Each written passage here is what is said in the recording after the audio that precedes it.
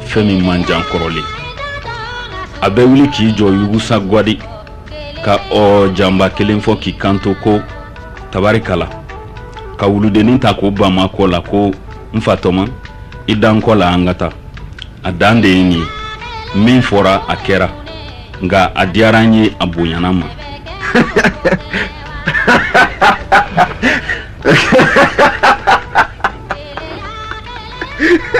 A dun bonyana ma o cogo la koyi.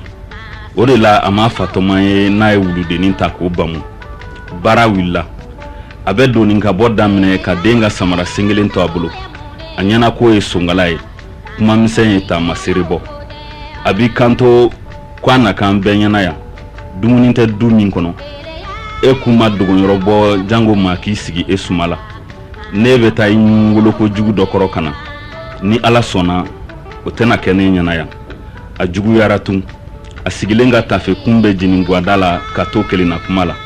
Tɔ tɛ ko la. Fa dala minɛbaga a ka sangalama jigi o tigi kan.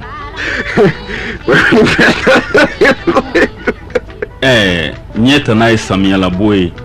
O dun kalikan ye ko maaya tɛ k'ale kɔ. A bɛ kɛ di. Sɛgɛn bɛ so kɔnɔ, maaw bɛ so kɔnɔ. Wajibi tɛ dɔ ka so bila dɔ ye. Ja.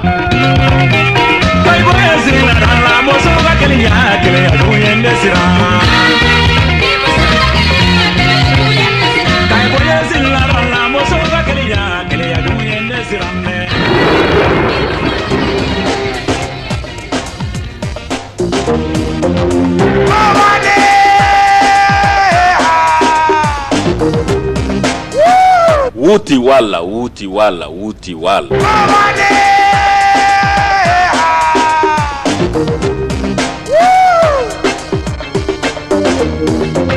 Kuli hali Ala ya dɔn bi maaw ka di ɲɔgɔn ye.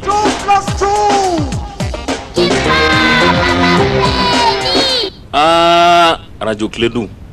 dakan satɛ i ta yi dakan ye.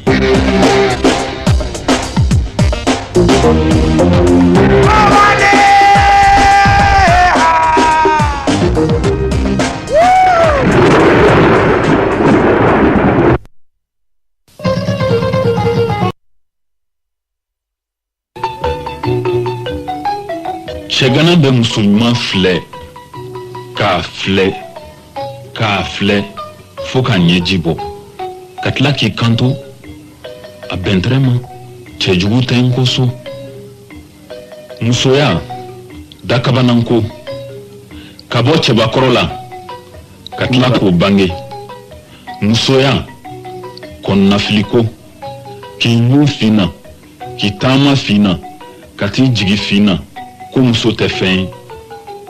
Wa muso tɛ cɛ min fɛ o fɛnɛ tɛ fɛn ye. Cɛbakɔrɔ masiri jamana fitinɛ yelen fanga kunnabiri o bɛɛ n'a ta n teri i kɔlɔsi banfula la i ka siran pɛndɛliw ɲɛ. Tuma dɔ banfula mana i bin i bɛ wuli nka pɛndɛliw mana i piripabɔ don o don i bɛ kɛ namara ye.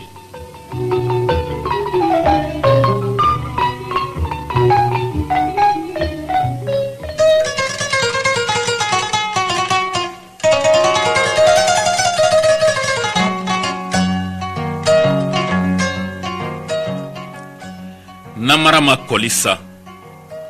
Radio Kledu e kɛra Manden dugamasakɔrɔ ye ka t'i sigi Manden bulonba da la donda kelen bɔda kɛmɛ k'o bɛɛ kɔlɔsi. Ici Radio Kledu, c'est tout un monde entre vos oreilles. Radio Kledu e bɛ bi jugu kɔ e tɛ bi i jugu ɲɛ.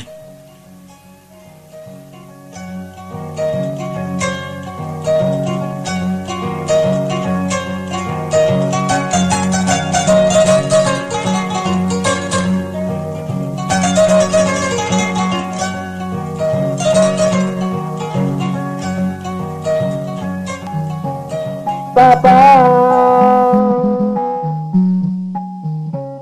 Mama,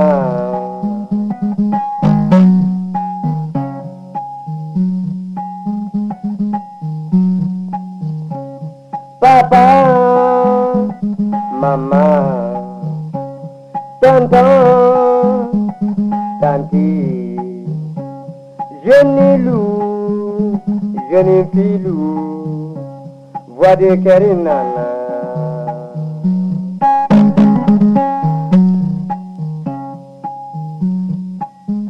Ni me tonton Lamine naka jama wole yo. Voix de Ker.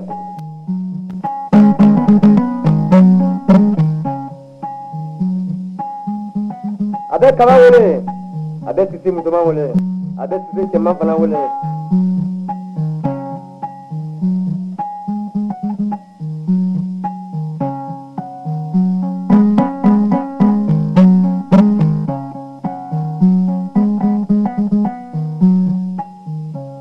Papa, maman, tonton, tanti, jeune loup, jeune filou, voix de Kerinana, yeah. Abella Meningala Fanawole Kamiria Kekili, Kanyoto Akilila, Kadugo la Figaria Ninabo, Akiligila.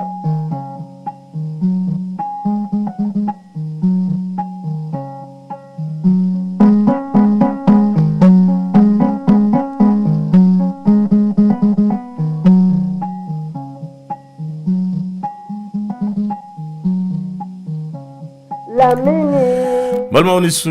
Clédou Kanoumbara wambe bela jelefo Michelenko retlena ere ay Michelenko jobima aha ala ka jo sabati amme ala ka jo uruki amme ala ka jo bamba amme ala ka jo tamakudai amme aba soko torosite tanti nana ka bosikaso aha anena songolena aha ko ka polifi awo ko famana pomme terre ni chonana aywa poli awole ka yidinga sake no Michelenko fin rete sur sikaso ni pomme terre ni chokonte wa wodi ka chai fana pomme terre be chagam afema be fenkene be mais muna mo hakle be ta pomme terre ni chokoinde la bo wodi makadi ke wodi makadi wodi suka so dugue la wini fenja be nyala le ali kafe be nye kafe awo worobe aworobe nye kafe be nye awo no atike ni ro utake adugukolo kanyere dugukolo kanyere mali flani mali te fantan dugukolo tere mida misala kilni ma tumutu bi flani tumutu ni atokoyedi Maroc se nani o tumutula Maroc se nani awo asupefisi to ka boni Maroc yo fo se nani bo udugukolo be kili andu me Maroc pomme de terre de kan bo yewola ni pomme de terre da tumutu abe dere ni kuno bo tambo ku dugukolo de bo dugukolo de bo ka chenchen fuka te wa awo a fe modi fe o pomme de terre bo de fe modi fe nia adnala ngwe ya tomati de aha boni ngo yimi ni yiri de re dala wa mais olu de be yiri de unda u bina na am fa ni karotu ni ani urban nu nyina songalo betunti Maroc tade bon alemuru ba wo a pomme de terre wo a jaba wo a karoti a be fu ba fe ko Maroc karoti et puis a dengele dorome biduru karoti dengele mais aka kuma de fene koy mais anga du ko tomutu se ka ke tomutu se ka ke wani tomutu tamaro da fe donguro arbu jawla bina tumun sa tamaro sa tumun pra atamaro dinkai baga fo don baga utluba nyinni de karala ibe sogoro do sogoro yem ay sogoro yem o olivudi o ya bamana o ya arabu ko zeitun to ko olive anga kana sogoro kana ngana mi datukunu ko olive donc ibe sogoro ina ni on nyoro mambari tumutuni na ewa atise ala ewa tono lo ka jansura de la de dugulo mali dugulo yoro be kay mais o koro mu tono yoro ka jansula o koro parce que yibala bisa ka bo mais ateke a bɛɛ tolen bɛ tubabukan fɔ la télé ni radio la yan télé ni radio ni fɛnw na ka sɔrɔ di de Maroc wulila o tɛ dɔwɛrɛ cɛncɛn fugufugu in kɔ ye mais Michel ko i tɛ min fana mun na sisan sɛnɛkɛlaw bɛɛ y'u ɲɛsin dama de ma o tɛ ka sɛnɛ kɛ tuguni mais o ma galabu ntanya o ma découragé wa n tɛ barika kan ka don min na o ye sɛnɛ in de ye mais a bɛɛ taara dama na mais i bɛ sɛnɛ kɛ pour i b'a kɛ pour zéro sanji fana filɛ nin ye sanji mana na sisan sanji bɛ 80 jours 50 jours a bɛ taa kɔgɔji la f'i ka a retini dɔ de k'a la bon bɛɛ de bɛ sanji in minɛ o kɔrɔmasu tɛ Burukina filɛ nin ye baji tɛ yen u bɛ sanji retini dɔ de kɛ u bɛ contre saison bɛɛ kɛ ni samiya banna u bɛ contre saison kɛ parce que u ye ji minɛ o ye ji minɛ ji tɔɔrɔ caman de b'u bolo a tɛ foyi i b'a a lakori dɔrɔn sanji bɛna k'a fa an ta ye ka avion na wuli ka san na ka ji to ya ka taa ji yɛrɛ ka fɛnw ka tɛmɛ n'a yɛrɛ ka taa n'a yɛrɛ ala ka hɛrɛ k'an ye an bɛ bɛɛ fo ala ka hakilina d'an bɛɛ ma donc an bɛ fana sila fo ani n komɔgɔw bɛ Isa Samake ani Adama ani Usadu Kulubali ani Solomani Jabate donc n bɛ bɛɛ fo lamɛnw ko k'i ka taa ni bɛ ɲɔgɔn fɛ n'ala sɔnna cɛkɔrɔba kuma mɛnna a bɛ mɔgɔ bila miiri la a bɛ mɔgɔ bila kuma firifiri la sɛnɛkɛlaw tɔɔrɔlen la bi Michel ko nin kuma in bɔra i bɛ taa an ka togodaw la bi i bɛ taa cɛkɔrɔbaw ni musokɔrɔbaw dɔrɔn de sɔrɔ yen denmisɛnninnakaw cɛman fara npogotiginin kan a bɛɛ taara damanda la Michel ko a bɛɛ de bɛ damanda la ni tan de don mun da hali ni duuru yɛrɛ ɲuman bɛ sigi dama bɛ firi n'u ye a dɔw tɛ fɛn sɔrɔ so n'ale tɛ jigin kɔnɔ tuguni parce que n filaman nin y'a sɔrɔ ale tatɔla taara ni moto sannili kelen ye ne ma foyi sɔrɔ so tagali man d'u ye sɛnɛ bɛ ji bɛ na ka taa i bɛ taa togodaw la sisan hali foro kɔrɔ siɲɛbaga i t'a sɔrɔ baara don dɛ n da ye nin fɛn ninnu recherche ninnu kɛ 2010 tuma min na u bɛ wuli ko cinquantenaire b'o fɛnw girigirila nin ye an ye mɔgɔw fara ɲɔgɔn kan k'a lajɛ mun de kɛra an tɛ se mun kɛra a y'a sɔrɔ sisan a solution jumɛn de kɛra u bolo ayiwa an kɔni y'a fɔ an bɛna mɔgɔw bila ka taa cɛncɛn fuga kan an y'a kuma fɔ ko ka wuli den ye nin kɛ a bɛ sɔrɔ hali Kulukɔrɔ kɔrɔ yan Baginda yɛrɛ filɛ kɔrɔ nin yan Baginda bɛ se ka Mali ta malo la fo ka taa Afiriki ta malo la fo ka taa diɲɛ wuli Baginda kuma tɛ ofisi ma même près yɛrɛ de k'a fɔ Baginda kelen-kelen min filɛ nin Baginda min kelen-kelen min filɛ nin n'i y'a sɛnɛ a ɲɛma a bɛ farafinna ta malo la fo ka taa diɲɛ wuli i ka kuma tɛ ofisi ma tɛnɛ foli b'i bolo ala ka hakili ɲuman d'a ma waritigiw ka lajɛ so ka baara kɛ waritigiw tɛ dusutigiw wari tɛ dɛ dusutigiw ni dusu b'i bila tɛnɛ wari tɛ a y'o to yen dusutigiw ka lajɛ u ka kuma bara ne ma don i la n'o tɛ docteur yɛrɛ filɛ nin ye Tombouctou ko a kɛ hectare dama-damani b'ale bolo yen nka dɔgɔtɔrɔya diyara kun fɛ a ye dugukolo ye ka to yen a y'a feere yan a m'a feere dɛ a y'a ko ne y'a kɔ don a la o ma ɲɛ dɛ n'o tɛ a ko k'ale bɛna den minnu sɔrɔ k'olu bɛna taa denw bɛ ka kɔrɔbaya sisan n'olu ko pa an tɛ taa Tombouctou a b'a fɔ so man di le village là il faut pas aller hein il y a des sorciers il y a des moustiques il y a des serpents a si den tɛ taa la o mais i jɔ colonie de vacances ka wuli bani u bɛ taa u bɛ taa tubabu jamanaw kan u bɛ taa Abidjan ni fɛn ninnu na mais yan'u k'u bila ka taa so non il y a ma grand-mère là-bas ici elle est dangereuse hein il faut pas il y a les moustiques, il y a le palu. L'eau là-bas, c'est pas bon. Donc, docteur de Tombouctou. A bangera Tombouctou ka kɔrɔbaya Tombouctou. Tombouctou dugukolo barikalen ka kalan kɛ Tombouctou kana kalan tɔ laban yan. Sa ma kin, musokɔrɔba ma dun,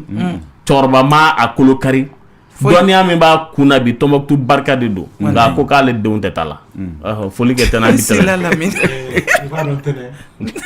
Lamine a bɛ fɛ ka dɔrɔn fɔ marakaw ma n'o tɛ Faransi marakaw tulo bɛ n na o ne de bɛ conseil d'u ma minnu bannen don ka taa n'u den ye marakadugu la yan parce que olu yɛrɛ fɛ n'u nana marakadugu la n'u ma fatu u bɛ bana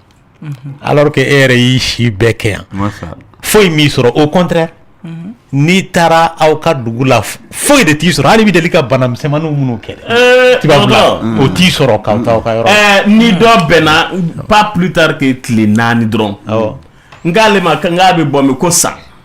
k'ale ye sanka de n k'e ye sanka de k'a o n k'e delila ka taa san wa ko ayi n k'e ma deli ka taa san ko ayi n k'aw mɔgɔ joli b'i fa bolo k'u mɔgɔ 4 n k'e bɛ san joli la k'ale bɛ san 22 n k'e ye den joli n'a ye k'ale ye den 3nan ye n k'o tɔ la den tɔ si ma taa san ko non an fa tɛ sɔn an fa ko mɔgɔ si tɛ ka na taa san ko san man ɲi ko ale de bangera ye ale de mɔna ye ale bɛ sankadenw dɔ en fait san dugu misɛnnin dɔ de don k'ale bɛ yen dɔn fan bɛ yɔrɔ min na nin ko cɛkɔrɔba bɛ san joli la cɛkɔrɔba bɛ san 69 na nka a ma ale bɔ tuma mɛnna ye k'a bɔ tuma mɛnna ye k'ale ma sɔn ko anw ka taa Lamine ne ni dɔ kun taara voyage la a ye ne ɲininka o y'a sɔrɔ dɔw banana ko yala paracetamol tɛ ne bolo ne ko n ko paracetamol tɛ n bolo ko ye dɔgɔtɔrɔtɔ ye ti voyage ni paracetamol ye ne kama n mago tɛna jɔ a la o n bɛ n si bɛɛ kɛ yen nɔ ne ka paracetamol si dɔn ni bana n ka banaw bɛ kɛnɛya ten mun de kama bi bɛna paracetamol nin de bɛna ne kisiya so taga la wa i bɛ taa so ka segin ne yɛrɛ bɔra minnu la n denmisɛnninlama paracetamol m'o ko ɲɛnabɔ o farigan ye minɛ k'i da i wuli k'i jɔ a sera paracetamol ko ye prévention tɛ wa n ko n'o de b'a ɲɛnabɔ yan an b'a sɔrɔ kaburu dɔn kun tɛ faransi ni États-Unis ko o président taara min ni wari tun b'a bali mɔgɔ tɛ sa tɛnɛ y'a ye sa ko waritigi ko tɛ dusukolo de don ani hakili ko foli k'an bi tɛmɛ Lamine an b'an to la sa n bɛ madame Keita Lala Sisugu fo a filɛ ne talikɔ sira fara la n bɛ madame Sangare Mayi Keita fo ka madame Do Jɛnɛbu Jara fo ka Kayatu Jara fo a bɛ baara kɛ mairie la ma ɲinɛ n terimuso kɔ n'o ye Dɔnki Kuyate ani Buna Sila an b'olu bɛɛ lajɛlen fo dɔgɔtɔrɔ yɛrɛ tilenna i bɛ se ka Tɔnbɔkutukaw fɔ arabukan na bi wa ka arabukan ka di sa cɛ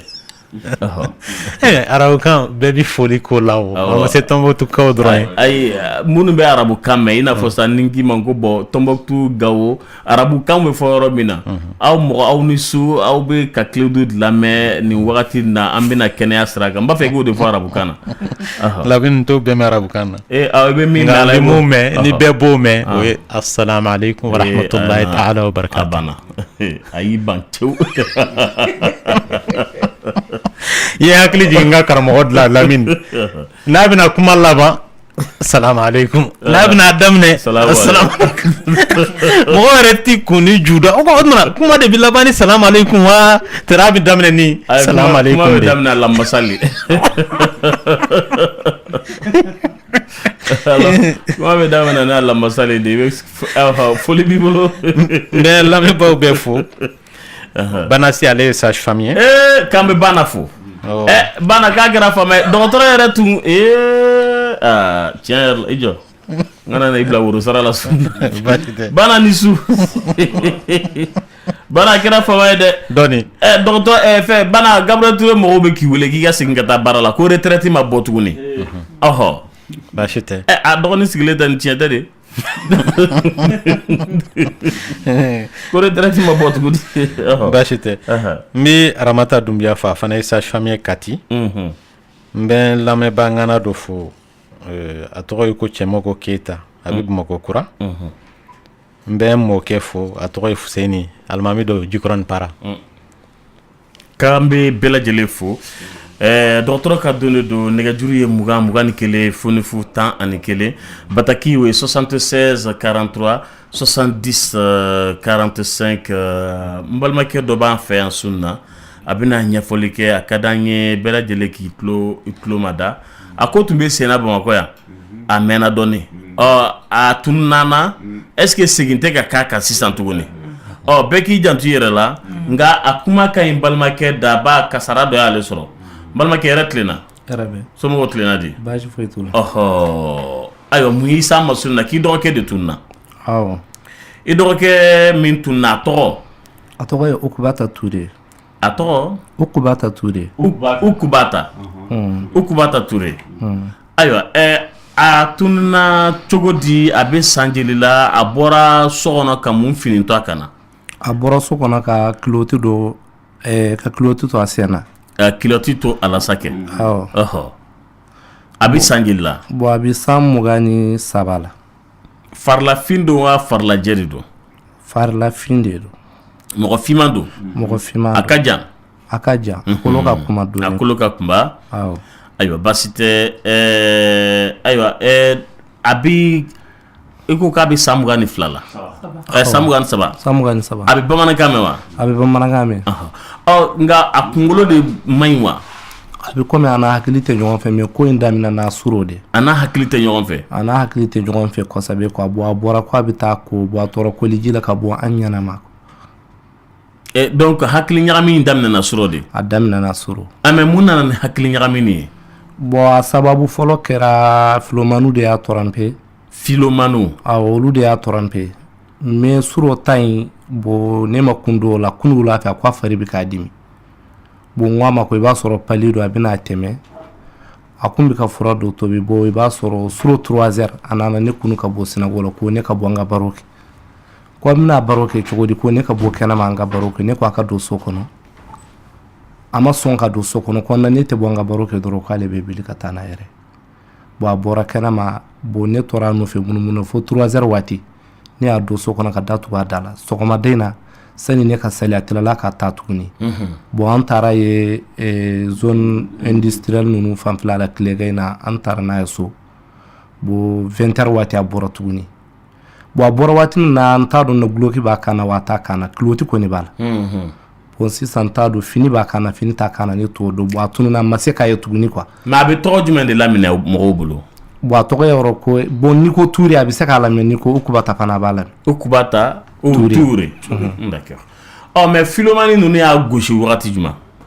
bon u y'a gosi ni sisan cɛ a bɛ sɔn ka kalo 4 bɔ quoi o ma janya dɛ n terikɛ u y'a gosi cogo di filomaniw y'a gosi cogo di u ye mun de fɔ a ye bon ko u ye mun minɛ a la u ye mun minɛ a la u ye min fɔ a na ko k'olu ye karamɔgɔw ye ka bɔ Ɲɔrɔ k'olu ye karamɔgɔ de ye ka bɔ Ɲɔrɔ k'olu ye Buye ka kalandenw de ye k'u y'a kɛ hɛrɛ dɔ ye k'a kan ka saraka dɔ bɔ ko n'a y'o saraka bɔ k'a bɛ nin sɔrɔ a bɛ nin sɔrɔ k'a bɛ kɛ mɔgɔ ye k'a bɛ kɛ mɔgɔ ye hɛrɛ caman bɛ ye ka ɲɛsin a ma mais saraka dɔ bɛ se kɛ sababu ye ka o hɛrɛ ninnu ɲɛsin a ma wa ko daminɛ n'a ta u bɛ to k'a fɔ k'a ka wari ci u tora ka wari ci u ma fo wari taara 1,20,000 ni 20,000 ni 10,000 a y'o bɛɛ ci hɛrɛ ma dayɛlɛ foyi donc ko olu ye Buye ka kalandenw de ye k'olu sigilen bɛ Ɲɔrɔ u ye numéro di ale ka to k'u wele numéro min na wa u ye numéro di bon u b'a wele numéro dɔ la o ni numéro dɔ fana d'a ma a bɛ wari ci numéro min na mais o numéro ninnu tɛ ne bolo yan an taar'u bɛɛ di papa man bi ma k'u bɛna réquisition kɛ numéro ninnu ka bɔ an ma kibaruya jɔnjɔn fana sɔrɔ numéro ninnu fana la donc depuis u ye 1,000,000 ni fɛn in minɛ 30,000 minɛ ayiwa est-ce que o de tɛ ka o de ma ja hakili kan ne bon o de kɛra an k'a ye k'a fɔ ko fɛn dɔ kɛra a la a ma fɛn mun faamuya o de kɛra fɔlɔ ye suro ta in de kɛra filanan de o ni sisan cɛ a bɛ komi kalo 4 ɲɔgɔn ou bien kalo 5 ayiwa baasi tɛ welewele bila ni numéro b'i bolo ni mɔgɔ min kɛra i dɔgɔnin yebaga ye i bɛ se ka lasɔrɔ min na joona bon ni mɔgɔ min kɛra yebaga ye i bɛ se ka an sɔrɔ 76 62 76 62 57 07 i bɛ segin numéro kan 76 76 oui 62 57 07 oui ayiwa ko k'a da bɛɛ lajɛlen tulo kan mɔgɔw k'u jantu yɛrɛ la karamɔgɔw bɛ weleli kɛ k'a fɔ k'olu bɛ bɔ Ɲɔrɔ k'u dalen sunɔgɔ la ko Ala ye yelen jigin u kan ko k'i ka diɲɛlatigɛ taabolo fɔ n'a b'a fɔ k'i ka misi finman faga a bɛ fɔ k'i ka bakɔrɔnbilen di ou i ka bi wa bi yɔrɔ kɛ warimisɛn ye mais olu de b'a tila silamɛw ni ɲɔgɔn cɛ u ka ɲɔrɔ misiri la ye donc o bɛ sɔrɔ ka numéro d'i ma k'i k'a ci Orange Money fɛ ko n'i y'a di yɔrɔ min na n'olu y'a saraka dɔrɔn e bɛ kɛ fɛn ye sisan kɔrɔkɔrɔni n'u b'i wele k'i kɛ directeur ye u b'i wele k'i kɛ ministre ye en tout cas bon maintenant a dɔ bɛ tan yɔrɔ wagati dɔ la u tun bɛ k'a kɛ mɔgɔw tun sɔmina a dabilala sisan nin de bɛ na hakili jigin k'a daminɛna tuguni ko bɛɛ k'i janto yɛrɛ la n terikɛ Ala k'i dɔgɔnin ye ɲɛ d'i ma amina n'Ala sɔnna ma amina Dunti wili dunna Dunti wili dunna Dunti wili dunna Dunti wili dunna Adunna Desi bali hijali le duanye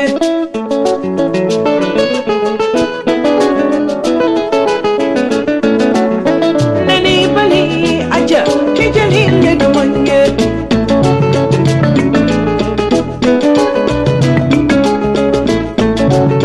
Miri mani kana kasi kadija duanye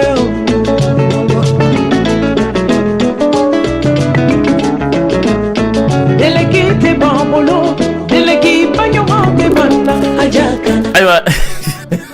Dloki te babulo Dloki Juma aywa famuna dɔgɔtɔrɔ naam an bɛ segin ka na kuma kɛ so kɔnɔ k'an balimaw k'u janto u yɛrɛ la n ye karamɔgɔ nin ka karamɔgɔ Sulemana ka kalanden ye o n ye Serifukɛ ka kalanden ye o mɔgɔ tɛ mɔgɔ min dɔn mɔgɔ min ma mɔgɔ min bila ci la o k'e wele ten k'ale sugore la k'e ka sanayɛlɛ k'e tun bɛ so sanfɛ fo kabanɔgɔ la k'i ka nin bɔ i ka nin bɔ i ka nin bɔ i t'i dɔn Ala ka hɛrɛ k'an ye ɲi tɛ bɔ ɲuman na Ala ka bɛɛ lajɛlen kisa ma ko mɔgɔw k'u janto yɛrɛ la n'i ma karamɔgɔ ci n'a y'i wele ko saraka bɔ i kan'a bɔ dɛ dɔgɔtɔrɔ kyste ovarien an bɛ kuma la o de kan bi o y'a sugu jumɛn de ye nin ye musolakaw u ka bana ye mun bɛ kuruw kofɔ minnu bɛ falen fandayɔrɔ la n'a fɔra kyste yɛrɛ o kɔrɔ ye a bɛ se ka falen hadamaden fan bɛɛ fɛ ka taa kunkolo sɛmɛn na ka taa bila kɔnɔbara minɛnw na ka taa bila golo ni kolo la ala bɛ falen kolo la mais n'a fɔra kyste ovarien o kɔni bɛ fandayɔrɔ de kofɔ musolakaw b'a dɔn kosɛbɛ parce que a ka gɛlɛn ka tile kelen ban ni dɔ m'an wele kyste ko kuma la nka kystew fasugu ka ca a bɛ faamu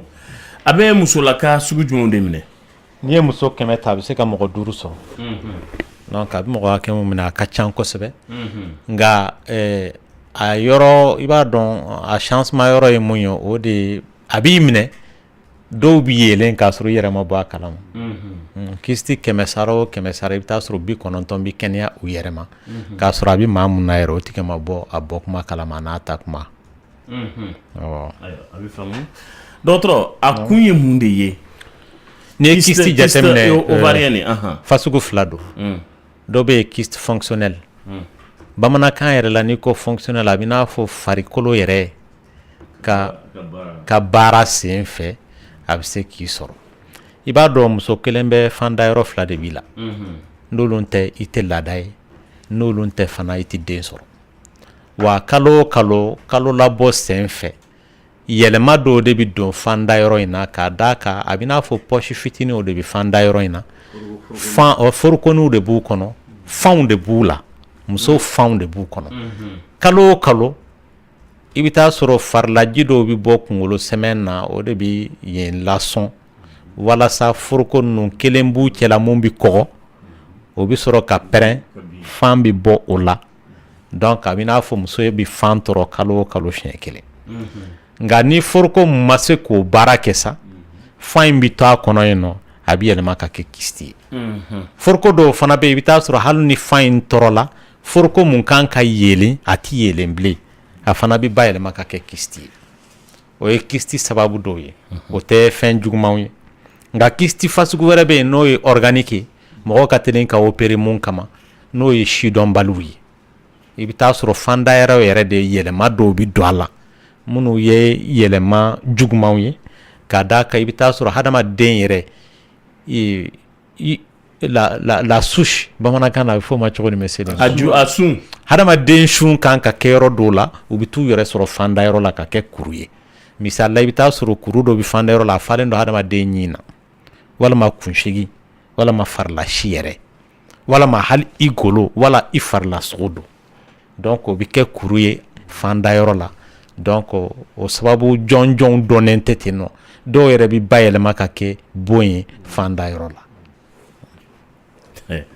Dɔgɔtɔrɔ o de y'a to kunsigi bɛ taa falen yɔrɔ dɔ la u ɲin bɛ taa bɔ yɔrɔ dɔ la a bɔ yɔrɔ tɛ fɛn min ye yɔrɔ min ye wa. Awɔ k'a sɔrɔ kunsigi kan ka n'a yɛrɛ sɔrɔ kunkolo la ɲin kan ka n'a yɛrɛ sɔrɔ da kɔnɔ i bɛ taa kuru sɔrɔ fandayɔrɔ la mun falen tɛ foyi la foroko dɔ hɛ mun falen tɛ foyi la a bɛ n'a fɔ n'i ye mɔgɔ kunsigi di mɔgɔ 3 kunsigi di k'olu kɛ forokonin dɔ kɔnɔ ale ni k'u ɲin bɔ k'u kɛ foroko dɔ kɔnɔ. Voilà. Ayiwa a bɛ faamu dɔgɔtɔrɔ nka a bɛ dɔn cogo di k'a fɔ ko ayiwa ni musolaka in kyste ovarien bɛna sɔrɔ ou a b'a la n'a yɛrɛ ta kalama a bɛ dɔn cogo di. A bɛ dɔn cogoya min na k'a fɔ bana in b'i la bon a ka ca musolakaw la mun t'a dɔn k'a fɔ a b'u la parce que tamasiyɛn tɛ dɔw la nka ni tamasiyɛn min bɛ minnu la sa i bɛ taa sɔrɔ kɔnɔdimi bɛ to k'a sɔrɔ barakɔrɔla la dɔw ta yɛrɛ bɛ kɛ gangi kɔnɔdimi ye nka tamasiyɛn jɔnjɔn min bɛ kuru yɛrɛ ko fo fandayɔrɔ la o de ye k'a fɔ i ka laada tɛ kɛ a cogo la bilen maa mun ka laada tun ye tile 4 ye i b'a ye a bɛ dan tile 2 ma walama tile 1 wala laada yɛrɛ bɛ tigɛ walama a bɛ se ka kɛ laada yɛrɛ bɛ cun a bɛ na siɲɛ caman kalo kɔnɔ maa dɔw ta i bɛ taa sɔrɔ a bɛ dumuni kɛbaliya bil'u la walama a bɛ sɛgɛn bil'u la hali ni dimi tɛ barakɔrɔla la i bɛ taa sɔrɔ a giriyalen don u ɲɛ kɔrɔ dɔw yɛrɛ b'a fɔ est-ce que n lajɔlen tɛ janko n'o y'a sɔrɔ laada tɛmɛna a tigi a ma kan bon maa dɔw ta a bɛ kɛ sababu ye ni a bonyana ka sugunɛ yɔrɔ in dɛrɛ a tigi sugunɛ misɛnmanin kɛ b'a sɔrɔ walama a tɛ se ka sugunɛ kɛ don dɔ la kyste bɛ se ka bonya ka banakɔtaga yɔrɔ fana dɛrɛ o la a tigi kɔnɔja b'a minɛ maa dɔw ta i bɛ taa sɔrɔ n'u bɛ furubato kɛ a bɛ dugu la bon muso dɔw yɛrɛ i bɛ taa sɔrɔ u kumakan kun ye muso kumakan ye nka a ba yɛlɛmana ka kɛ cɛ kumakan ye n'a tigi yɛrɛ b'i kɛrɛfɛ n'a kumana ni ɲɛ t'a la i b'a fɔ ko cɛ de bɛ ka kuma i kɛrɛfɛ. Dɔgɔtɔrɔ donc i kɔrɔbayalen sisan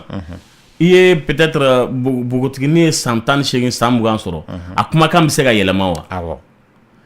k'a sababu kɛ hormone dɔw de bɛ fari la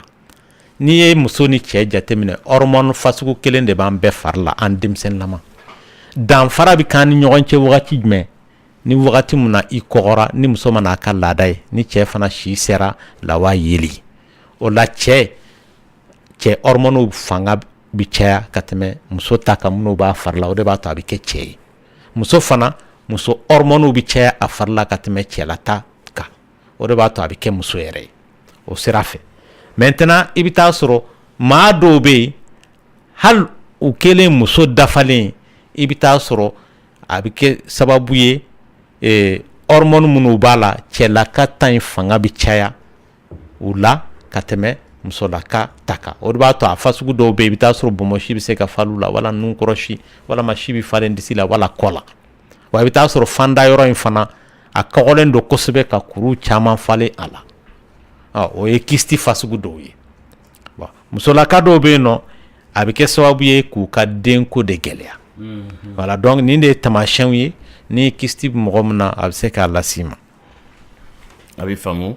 dɔgɔtɔrɔ complication b'a bana in na wa. kosɛbɛ parce que kuru ninnu bɛ se ka bonya maa dɔw fɛ yen kuru ninnu bɛ se ka taa centimètre 20 bɔ ɲɔgɔn la dɔw yɛrɛ bɛ yen nɔ n'i y'o opéré i bɛ taa sɔrɔ kuru bɛ se ka taa kilo 10 ɲɔgɔn na la a bɛ k'u ɲɛna k'u lajɔlen kun don kɔnɔbara kalo 9 janko ni denko gɛlɛya bɛ maa mun na a tigi i bɛ taa sɔrɔ sisan nɔ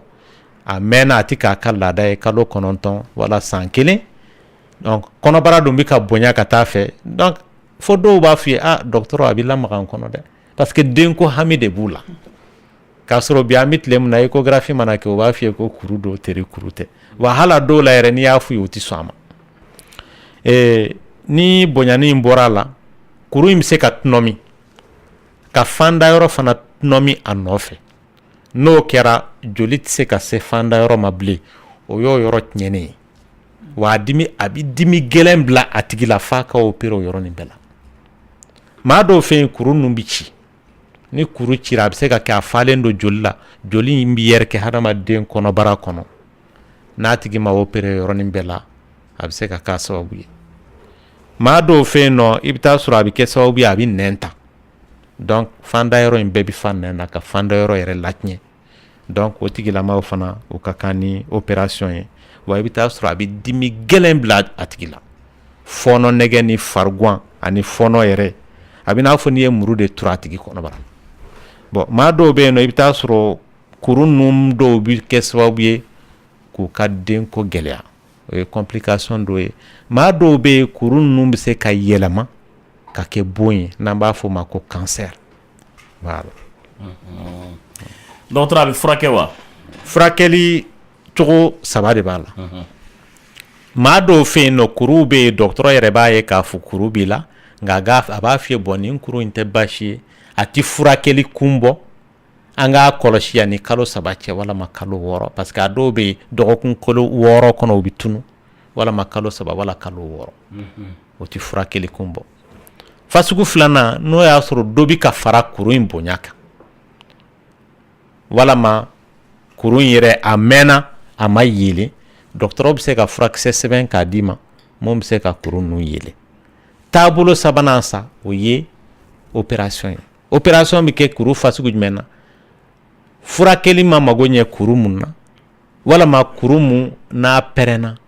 walama a kɛra sababu ye ka tunɔmi walama dɔgɔtɔrɔ sikara n'o y'a sɔrɔ bon tɛ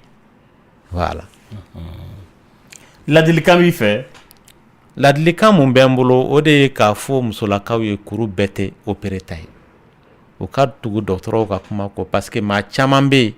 hali ni dɔgɔtɔrɔ k'u ma karisa nin kuru in a man ka opérer n'a ma opérer o ti lafiya k'a sɔrɔ kungo min b'u da la n'o ye denko kungo ye i bɛ taa sɔrɔ kuru in ju t'o ye wa hali ni i opérer la kuru in na o kɔrɔ tɛ ko dɔ wɛrɛ tɛna falen la koyi mɔgɔ bɛ opérer kyste la ɲinɛ ka opérer dɔ wɛrɛ la san wɛrɛ ka opérer dɔ wɛrɛ la san wɛrɛ ko ta parce que dɔgɔtɔrɔ ye mun bɛ o tɛna falen dɔ wɛrɛw de bɛ falen yɔrɔ wɛrɛw la k'a sababu kɛ farilaji mun b'i fari la n'o b'i kɛ muso ye o fana de bɛ kɛ sababu ye ka kuru ninnu falen i fari la voilà. a bɛ faamu dɔgɔtɔrɔ i ni ce i ka nin ɲɛfɔli ninnu na an bɛ an ni auditeurs bɛ taa ɲɔgɔn fɛ sa nɛgɛjuru ye 21 fonifu 11 docteur Tabako de b'an bolo Mahamudu Kulibali yɛrɛ tilenna. allo n balimakɛ kuma b'i bolo. o tɛ n ka numéro de la quoi. tɛnɛ k'u mako b'i ka numéro la i bɛ radio in faga. 76 03 54 21. tɛnɛ i bɛ segin a kan. 76 03 54 21. ayiwa baasi tɛ an ka foli b'i ye 76 03 54 21. 76 03 54 21 nɛgɛjuru ye 21 fonifu 11 yɛrɛ tilenna. allo. oui radio min b'i kɛrɛfɛ i b'a faga. awɔ n y'a faga. an tulo b'i la. awɔ komi kabini lundi tɛmɛnen ne tun bɛ k'a lamɛn. a tun y'a fɔ ko ni i bɛ kuru b'i kɔnɔ ko ni i ye fura kɛ pour que k'a yɛlɛ k'a bɛ muso lataga mɔnɔ na. ne dun b'a kɛ a tigi y'a di ne ma a ye pikiri di ne ma ko kalo 3 kalo n tun bɛ ka vaccin kɛ o tɛmɛna an taara lajɛ tuguni kalo 3 wɛrɛ a y'o fana di ma n ye vaccin kɛ tuguni ne bɛ san 38 de la ne ɲɛ b'a la kabiri mois de mai ne ka koli tigɛra ne taara ka taa fɔ docteur ye docteur ko n ma k'a bɛ fura dɔ di ma k'a lajɛ ni kɔnɔ de don ni kɔnɔ tɛ ni kɔnɔ don ko a tɛ na mais ni kɔnɔ tɛ k'a bɛ règle bɛ na a ye fura in sɛbɛn ne kun ne y'a ta règle na kabiri o bɔra a la dɔrɔn fo sisan juin la a nana a ma segin ka na tuguni ne bɛ fɛ k'a dɔn ne taara mɔnɔ de la wa wala ne ma taga a la ne dun filɛ san 38 de la n'o y'a kɛ denko de kama. o de bɛ ne fɛ ka. ko fibrome de b'i la wa. kisi. bon ale bɛ ka mɔnɔ mun fɔ i ménopause de y'a lamɛn. kisi furakɛ cogo ani fibrome furakɛ cogo tɛ kelen fura minnu bɛ utiliser kyste la o tɛ kɛ sababu ye ka mɔgɔ lataga ménopause la nka ni fura minnu bɛ kɛ sababu ye ka utiliser fibrome kɛlɛli la o bɛ se ka kɛ sababu ye ka mɔgɔ lataga ménopause la nin ye kuru ye minnu tɛ fasugu kelen ye wa u furakɛli taabolo fana tɛ kelen ye i y'a faamuya ayiwa basi awɔ ani baraji aw ka émission ka d'an ye ala k'aw bolo mɛn aw ka baara la amina yarabi ala ka hɛrɛ k'an n'aw ye amin ala ko duwawu minɛ an bɛɛ lajɛlen ma nɛgɛjuru ye 21 fonifu 11 dɔgɔtɔrɔ ayiwa an balimaw ka batakiw fana cayara kosɛbɛ kosɛbɛ ɲininkaliw ka ca fana nin tigi ko ayiwa ko ale a kɔmɔkiliw k'olu ka jan n'ale maaya ye o repos ko o kɔrɔ ye mun ye k'a ni fana ko n'a bɛ a furubato la ko i n'a fɔ a yɛrɛ sɔrɔ tuma ko fɛn dɔ de bɛ ale ka éjaculation bloqué ko o kɔrɔ ye mun ye ko lawa tɛ bɔ a cogo la a caman bɛ yen nɔ ni a tigi ma lajɛ a tɛ se k'a dɔn mun don k'a d'a kan i bɛ taa sɔrɔ hami caman bɛ mɔgɔw la m'o lamɛn u b'a kɛ kungo ye i bɛ taa sɔrɔ maa fanbaw kungo tɛ parce que u t'a dɔn dɔrɔn parce que u tɛ dɔgɔtɔrɔ ye n'o tɛ a caman na minnu bɛ nin kuma fasugu fɔ n ye fɛn fɛn ye lamɛn n b'a sɔrɔ bana t'u la yɛrɛ u kun b'a faamuya nka mɔgɔw yɛrɛ de bɛ ko dɔw kɛ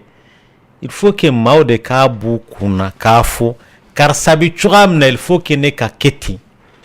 ayi parce que u bi n'u ye u terikɛ dɔ ye n'u bɛ cogoya min na olu yɛrɛ fɛ u bɛ ten de u kan ka kɛ ten de o tɛ maaya ye koyi e terikɛ il est normal la ou bien il est anormal parce que u b'u sanga ɲɔgɔn ma de walama mɔgɔ dɔw bɛ yen i bɛ taa sɔrɔ i bɛ hakɛ to muso dɔ b'u bolo o deni bɛ cɛ dɔ la a ye mun y'o la a m'o ye olu na olu fana b'u yɛrɛ kɛ jagoya banabaatɔw ye k'a sɔrɔ mɔgɔw mana kɛ cogo o cogo aw tɛ kelen ye a bɛ n'a fɔ sisan nɔ ne janya ye 1m65 mɔgɔ dɔ janya ye 1m2 ye an fila cɛla o jumɛn de ye norme ye de lamini mais ni ne ko tant que ne ma 2 mètres tigi in janya sɔrɔ ne tɛ mɔgɔ dafalen ye o don ayiwa monsieur ko i ni tɛnɛ nin yɔrɔ de ye nin ye han ko ale kɔni furulen don a ko nka ale ɲɛ bɔra kamalennin dɔ fɛ ko o ye garisɛgɛ d'ale ma kalo 2 a k'ale cɛ bɛ faransi de han a ko yala k'a kɔnɔ tiɲɛ wa a kana kɔnɔ tiɲɛ a ko walayi k'a k'a dɛmɛ a y'a sɛbɛn ten walayi a ye n dɛmɛ n kɔntɔrɔ filila tɛnɛ kuma b'i bolo Lamine ne bɛ min fɔ a ɲɛna a kana kɔnɔ tiɲɛ n'a ma ɲɛ kɔnɔ taara ka ban a kana kɔnɔ tiɲɛ dɛ ne bɛ awɔ a kana kɔnɔ tiɲɛ cogoya si la mais a ye min kɔni kɛ a jo t'a la i b'a dɔn i bɛ furu la n'i y'a dɔn k'a fɔ i tɛ ɲɛ nin sugu kɔ i b'i planifier bɛ fan bɛɛ fɛ a jo t'a la bi a jo t'a la sini mais kana kɔnɔ tiɲɛ kɔni o tɛ solution ye parce que ale b'a dɔn n'a ye kɔnɔ tiɲɛ a bɛna den wɛrɛ sɔrɔ tuguni wa a tɛna den wɛrɛ sɔrɔ tuguni ale b'o dɔn wa ale b'a dɔn to kɔnɔ tiɲɛ in kɔnɔna na fɛnɛ n'a bɛ to a la wa nafa t'o la a kana kɔnɔ tiɲɛ monsieur ko fana ko ten wa kɔnɔ in man ka tiɲɛ a man ka tiɲɛ sɔrɔ o jɛn'a ye donc a ka den to yen f'a ka se ni a sera ni cɛ bɛ min kɛ o tɛn'o kɛ wa ayiwa a kana jɔrɔ o la kɔni dɔgɔtɔrɔ fana ko ten wa kɔnɔ tɛ tiɲɛ dɛ a bɛ n'a fɔ kojugu 2 n'i ye kelen kɔni kɛ i t'a dɔn o ma n'i ko k'i bɛ kɔnɔ tiɲɛ k'o na kɛ kojugu 2 ye voilà ayiwa basi tɛ o kɔrɔ ko n balimamuso k'i kana garisɛgɛ min sɔrɔla i fɛ k'i kana a bɔ yen o ye ɲɛfɔ cogo di dɔgɔtɔrɔ ko priapisme ye mun fura de priapisme tɛ fura tɔgɔ ye bana tɔgɔ de don maa dɔw bɛ yen a ka teli ka denmisɛnninw de sɔrɔ i bɛ taa sɔrɔ i bɛ hakɛ to maaya de bɛ wuli a tɛ jigin a bɛ se ka heure caman k'o la donc a bɛ kɛ sababu yɛrɛ ka maaya tiɲɛ voilà basi tɛ nɛgɛjuru ye 21 foni futan ani kele voix du cœur do Dr Kulibali Tulobila Ereklen letara aywa negejuru mugan kele foni futan kele kanga foli be segu kawe sunna Ereklena. Allô? Allô? Oui, Antulobila. Mbansu. Awo, ibi danye si ka téléphone ma ka nyefanye. Ibi danye si téléphone ma ka nyefanye na. Anti. Mansu, oui. Allô? Antulobila. Aha. Oh, eba. Ale la soroli sunna manno. Nega juri mugan kele foni futan an kele Ereklena. Allô? Allô, Liruka. Oui, balwake, kuma bi bolo? Ni muso ka jour tigale semaine kelen ni sera ma est-ce que go be kono? Na tigara semaine kelen.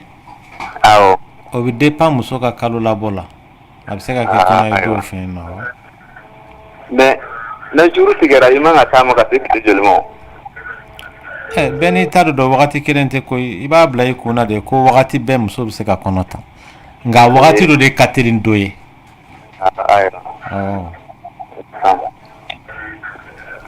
Inche weleli la nega juri mugan kele foni futan kele Ereklena. Bueno, smo veri. Troste kuma bi bolo? Alhamdulillah. Ko fala question do reposa ko. Ne muso jigina sitano yara wit lebina ngi rasoro a ka wit lebina ngi. Do lebina ngi ko fasano. Yala ko sa gerala ka gerala wati men. Siraj men fe. Ka ko yona sira fe. Ayo to comme e fe ka fo silame ya sira fe wa. Ou bien bamana ya sira fe wa ou bien docteur ya sira fe de. Parce que lebina ni fo. Garje kana tele ako. Ma garse ke kana tele ay oni lebina ni tinyonye sira lawo. Lebina ni sharia do de ka jiran ka fo muso sanialente mo man ka sama. Mais greske soroli wakati kelente do be na tanku bi ka shindi dema fo kalo woro greske ti soro do yere ba soro ka kon onye parce que mo ka lada segini chogo la jigini ko fe fasugo kelente do be se ka jigini sisan kalo kele ko fe lada bi segi kan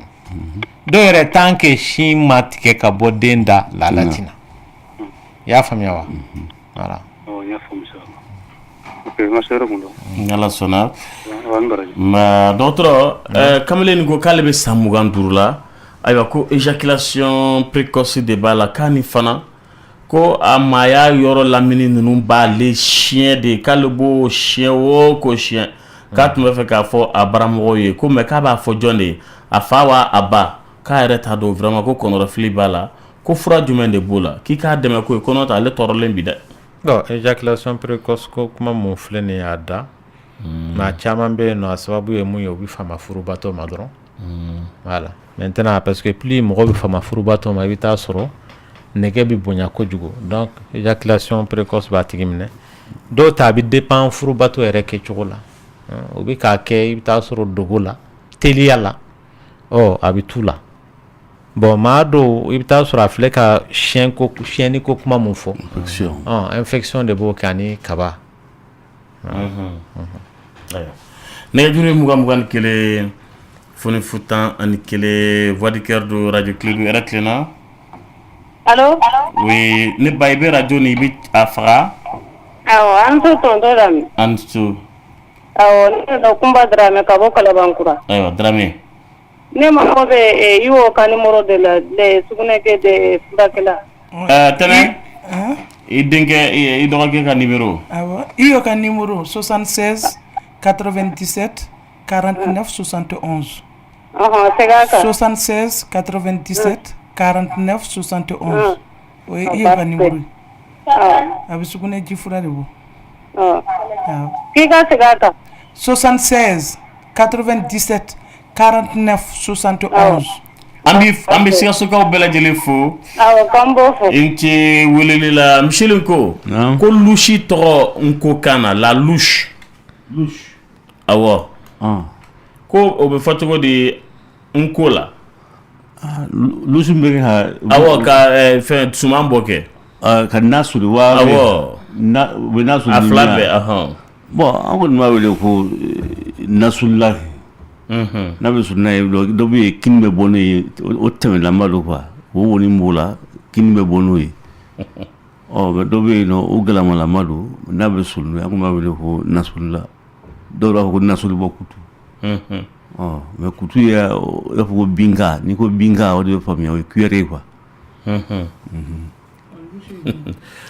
ale de don nasolila tɛnɛ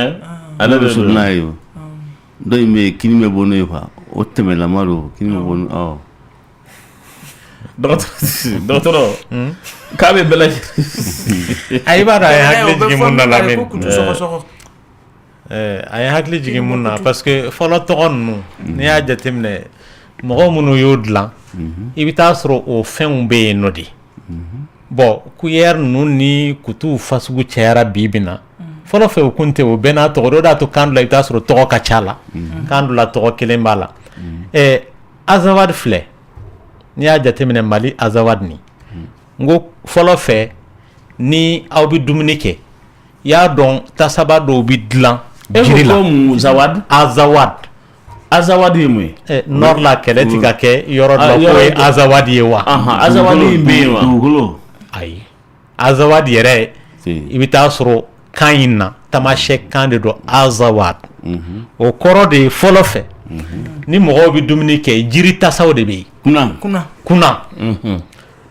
kulu dɔw de bɛ yen nɔ a yɔrɔnin man bon yɛrɛ yɔrɔ jumɛn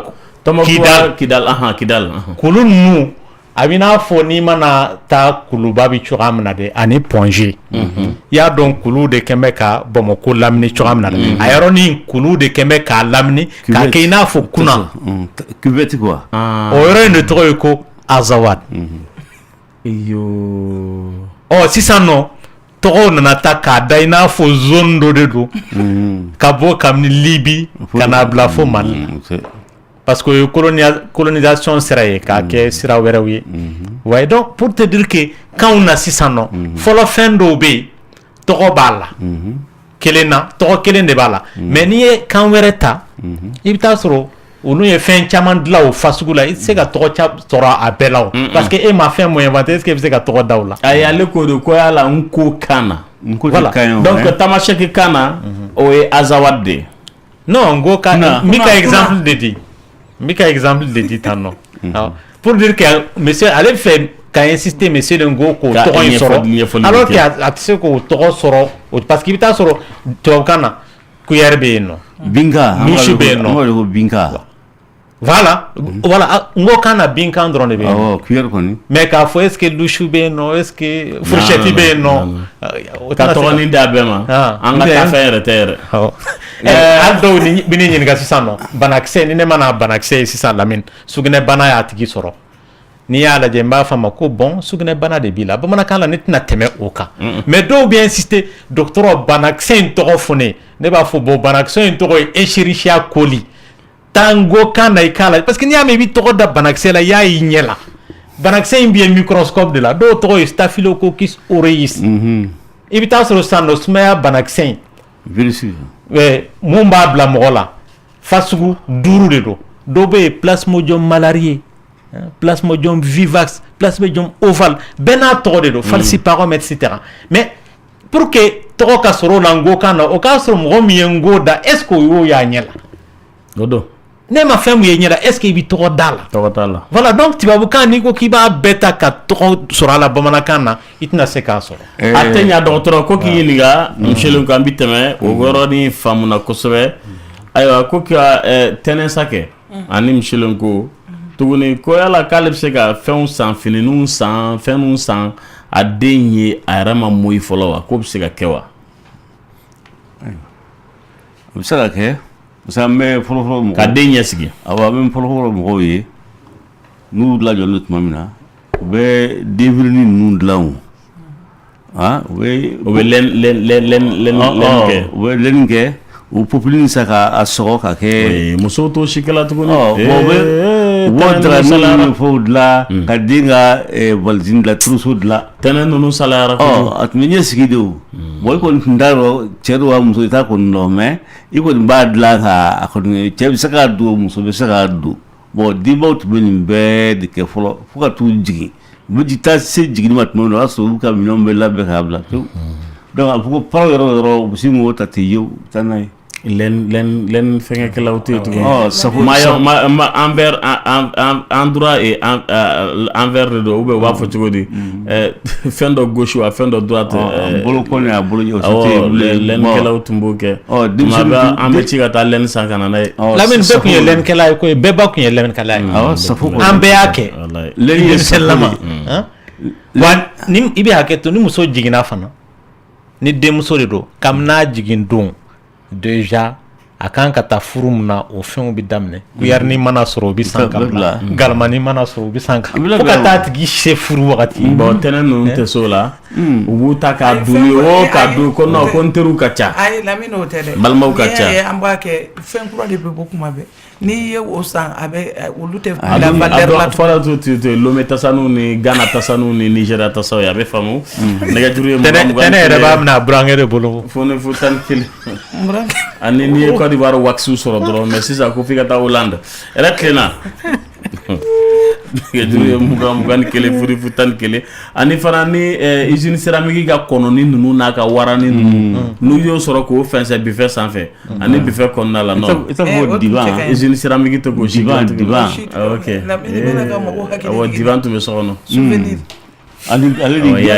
e ka mun souvenir bɛ nin ko la tɛ sabali wa ani giri dɔn ou bien e bɛ ni musokɔrɔba ta de n fana ye dɔ ye koyi mun fɛn tɛnɛ Libéria tasa ninnu ye wa Libéria tasa ne m'a ye denmisɛnninama Libéria tasa bɛ cogo di Lamine awa y'a ye a bɛ cogo di a ɲɛfɔ n'Ala sɔnna nɛgɛjuru ye 21 fudi lala ni bonne fu tasa ye oui ala allo oui kuma b'i bolo tɔɔrɔ si tɛ ka wele k'aw fo dɔrɔn ne a foli diyara n ye an b'i fo kosɛbɛ tɛnɛlala ni binɛfu dara an kɛ la ne ne t'a dɔn i y'a ye nɛgɛjuru ye 21 foni fu 11 yɛrɛ tilenna allo o taara tɛnɛ dugu kanbelenba dara an kɛ la ne ne t'olu dɔn sa olu ma kɛ ne tile la sa nɛgɛjuru ye 21 foni fu 11 olu bɛɛ bɛ Nigeria b'olu bɛɛ ɲɛ Libéria b'olu bɛɛ ɲɛ Lomé tasani ninnu b'olu bɛɛ ɲɛ lala ni bonnefu dara an kɛ la ne allo a ɲɛ fɔ an ɲɛ sa oui n balimakɛ kuma b'i bolo question dɔ de poser comme ne ka madame ne taara ka radio kɛ quoi bon radio y'a yira k'a fɔ ko fɛn jɛmani dɔ de bɛ denwolonugu kɔnɔna la bon docteur de ko fɔ ka opération kɛ ne ye docteur wɛrɛ de ko non infection de mɛnna la quoi o n'a sɔrɔ solution dɔ bɛ se ka sɔrɔ a la pour que a bɛ se ka nɔgɔya cogo min na docteur est-ce qu'il y'a ka ɲininkali faamu m'a faamuya bon opération dɔ kɛ fibrome de la o kuru tɛ o e ni dɔgɔtɔrɔ sigira ka kuma wa bon ne ko ne ye radio yira la a minɛ ka lajɛ a jɔ fɛn caman dɔ la a ka dɔgɔtɔrɔso kɔnɔna la oui mais e ye question mun poser an kun sisan i kan k'o poser docteur nin de kun mun k'i ma a b'i opérer de i b'a fɔ a ye kun jumɛn na a kan ka opérer parce que ne hakili la opération bɛ kɛ fibrome la a tɛ kɛ fɛn wɛrɛ la bon ko nin clinique de don bon ne tɛ ko ma ko bon k'u ka wari ni t'o de don quoi o de ne yɛrɛ découragé a ko la quoi o jaabi tɛ ne bolo o kɔni i bɛ dɔgɔtɔrɔ de ɲininka mun de kama muso kan ka opérer i y'a faamuya wa opération tɛ ko nɔgɔ ye Lamine ni mɔgɔ bɛ se ka décision ta ten au contraire banabaatɔ yɛrɛ de b'a fɔ an k'o opérer an b'u ban k'o opérer parce que i b'a dɔn opération in t'a solution ye fo n'a kɛra minnu ta ye diyagoya ye an y'o ye a ka ca minnu ka denko bɛ gɛlɛya u bɛ taa jamana wɛrɛw la ka tila ka segin ka na u b'a fɔ i k'o opérer i t'o opérer u bɛ tila ka den sɔrɔ k'a to donc pour dire qu'en réalité n'i y'a ye dɔgɔtɔrɔ kɔni ye décision ta c'est qu'il y a opération kun dɔ de ye bon ale bi ka cioko kuma mun fɔ ne t'o dɔn voilà mais a kan ka question poser docteur nin ko munna i kan kan parce que mɔgɔ hali n'a tigi ma kalan hali ni kunfin don ni docteur bi n'i opérer a b'a f'i ye kun mun na i kan ka opérer kun mun na bana in bi i bali ko la a b'o bɛɛ ɲɛ f'i ye bamanankan na i b'a faamuya cogoya min na ka wolonugu yɛrɛ dessin kɛ k'a jiri la nin fɛn bi a bɛ se ka nin tɔɔrɔ in las'i ma n'i ma opérer fana a bɛ nin tɔɔrɔ in las'i ma ainsi de suite donc opération décision b'i yɛrɛ de bolo. a y'o faamu dɔgɔtɔrɔ k'ale sin de b'a ŋɛɲɛ ale b'o siɲɛ k'o siɲɛ ko yala ko sin o ye fɛn façon jumɛn de natɔ ye ale ma n balimamuso ko bon mun ka teli ka o kɛ o ye allergie de ye parce que kabaw bɛ yen minnu bɛ dulon sin na a bɛ dépend ale bɛ fɛn mun utiliser sin sanfɛ parce que mɔgɔ dɔw bɛ soutien utiliser mun ni sin man kan o bɛ se ka tulo utiliser mun ni sin man kan dɔw yɛrɛ bɛ wari bila sin kɔnɔ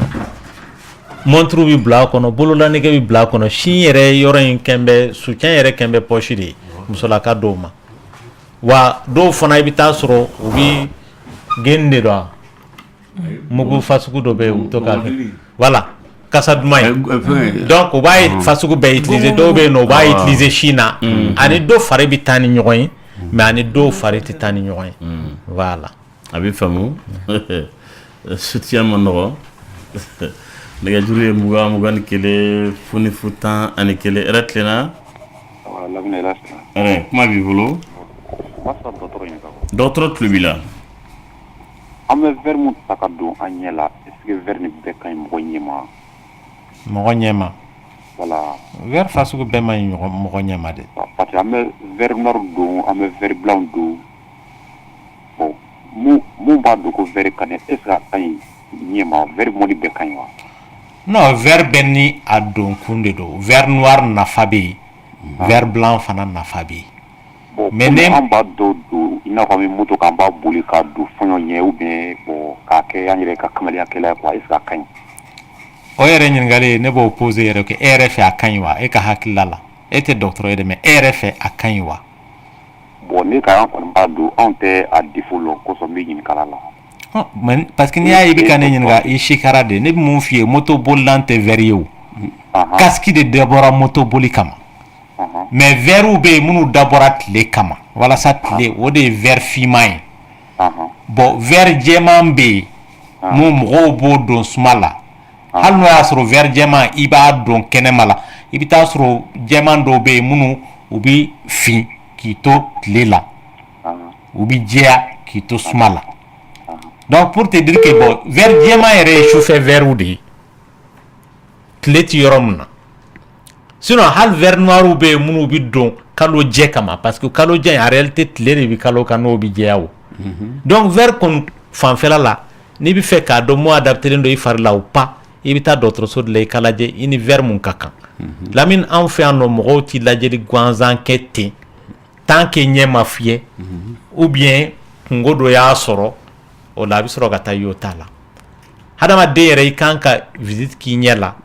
kalo 6 o kalo 6 mɔgɔ mun tɛ i n'a fɔ sɛbɛnni baara ninnu na parce que o la ɲɛ bɛ se ka fiyɛ dɔɔni dɔɔni k'a sɔrɔ e ma bɔ a kalama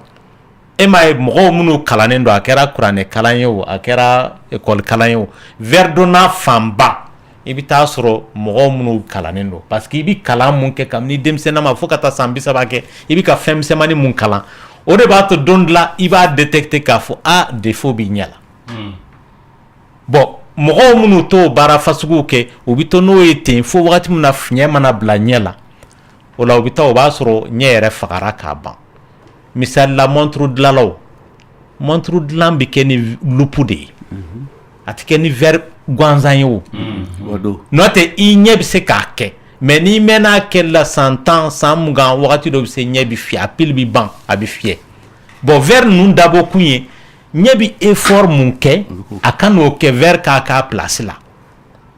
c'est la même chose pour les tailleurs minnu bɛ to ka kana jɔ a la k'a fɔ n bɛ to ka gari don miseli in na dɛ u b'a hakɛ mun kɛ tile kɔnɔ a ka ca dɛ o bɛ se ka kɛ sababu ye ka mɔgɔ ɲɛ fiyɛ donc pour dire que ɲɛko filɛ nin ye c'est comme ɲinko vraiment san kɔni i kan k'i yɛrɛ lajɛ n'o y'a sɔrɔ défaut t'a la ni défaut nin dɔ b'a la mun lala i ni ɲɛ tɛna kɔrɔ verre ka don pour que i ni ɲɛ ka se ka kɔrɔ voilà a bɛ faamu ala ka nɔgɔya kɛ dɔgɔtɔrɔ ko ka échographie ni résultat di a ko a b'i fo kosɛbɛ k'a tun b'a fɛ ka min dɔn utérus de taille normale vide avec myome interstitiel corporel postérieur mesurant 11,07 mm, endomètre fin et régulier, utérus en position antéfléchie mesurant longueur 55 mm, largeur 32 mm, épaisseur 43 mm, ses contours réguliers. Ovaire de taille normale microfolliculaire, le cul de sac de Douglas est libre. Bon, nin bɛɛ kɔrɔ de ye kuru kelen de yɛrɛ denso la kuru in ka dɔgɔ kojugu donc n'a b'a fɔ a ma ko fibrome i bɛ se k'i ka ɲɛlatigɛ kɛ k'a sɔrɔ a ma tɔɔrɔ las'i ma ni fɛn ma fara a bonya kan parce que a bɛ place mun na a ti maa bali i ka den sɔrɔ a ti dimi las'i ma a ti basi bɔn las'i ma voilà ni ɲɔgɔnna den tan bɛ se ka kɛ wolonugu la k'a sɔrɔ i yɛrɛ ma bɔ a kalama yɛrɛ n'i ma échographie kɛ voilà docteur est-ce qu'on peut vieillir et mourir sans prostate? Est-ce qu'on peut redevenir le même homme après une opération de prostate? Quoi qu'il faut? Bah, ale sera na prostate ye ça de parce que ni ale ɲininka bana wɛrɛ ti diɲɛ la prostate ko parce que a y'a mankutu de mɛn cogoya min na prostate ye farila sogo dɔ de ye organe de mun bi sugunɛ bara kɔrɔ nka i kɔrɔtɔ la bana bɛ se ka i golo minɛ cogoya min na a bɛ se k'i sɔn minɛ cogoya min na a bɛ se k'i biɲɛ minɛ cogoya min na bana fana bɛ se k'o yɔrɔ in de minɛ mais maintenant a ko yala ni opération kɛra o kɔfɛ o kama prostate ko est-ce que i n'a fɔ furubato sera ninnu fɛ i bɛ kɛ ma mais hali yani opération yɛrɛ ka kɛ ni bana b'i la o fanfɛla la a bɛ se ka k'i kɛ maa ye o mais opération senfɛ parce que i bɛ taa sɔrɔ kuru de falenna yen nɔ walama yen yɔrɔ de bonyana ka tɛmɛ hakɛ kan a bɛ k'i bali sugunɛ kɛ yɛrɛ la maa mun tɛ se ka sugunɛ kɛ i bɛ se ka furubato kɛ yan n ko b'i bali balo yɛrɛ de la opération kɛ kun ye i ka se ka sugunɛ kɛ nɔgɔw kana to i la yen nɔ ni cancer tɛ kɔni parce que ni cancer don hali ni opération kɛra kuma dɔ la o b'a sɔrɔ a taara ka dan kɛ o la a dabɔra de e k'i ka maaya kɛ voilà maaya bɛ se ka kɛ furubato kɔ donc opération in kɔmina ye mun ye kuma dɔ la a bɛ se ka kɛ bon furubato mun i bɛ k'a kɛ fiɲɛ bɛ se ka don o la mais hali ni opération yɛrɛ tɛ o bana in yɛrɛ n'a kɔgɔra a bɛ taa i nima yɔrɔ de nɔfɛ ni fɛn fɛn dun taara i ni nɔfɛ i y'a dɔn furubato ko kuma kɔni tɛ yen nɔ mɔgɔ bɛ se k'i ka ɲɛlatigɛ kɛ prostate bana min sɔrɔ c'est comme ni kɔnɔma sisan nɔ mɔgɔ bɛ se ka san 100 ni san 20 balo wa maaw tɛ san 100 ni san 20 balo de k'a sɔrɔ se foyi t'u ye o ye siko de ye o dɔw bɛ san 100 balo o dɔw bɛ san 80 balo ainsi de suite voilà. a bɛ faamu nɛgɛjuru ye 21 ni 1 foni fu 10 ani 1 voix du cœur don hɛrɛ tilenna oui kuma b'i bolo Manchou. Ne fɛ ka docteur ɲininka quoi. Docteur tulo b'i la. Ni ye interni kɛ quoi ni a tɛ défaut bila mɔgɔ la quoi. Interni. Miscelini. Ayi ko interni. Interni. Awɔ. Awɔ ye mun de interni? Planning fasugu dɔ de. Awɔ. Mun bɛ bila denso kɔnɔ. Donc ne hakili la yanni i k'a kɛ dɔgɔtɔrɔso yɛrɛ la a fɔra i ye a bɛ nafa mun ɲɛ a n'a bɛ se ka tɔɔrɔ mun lase mɔgɔ ma. A bɛ nafa mun ɲɛ o ye mun ye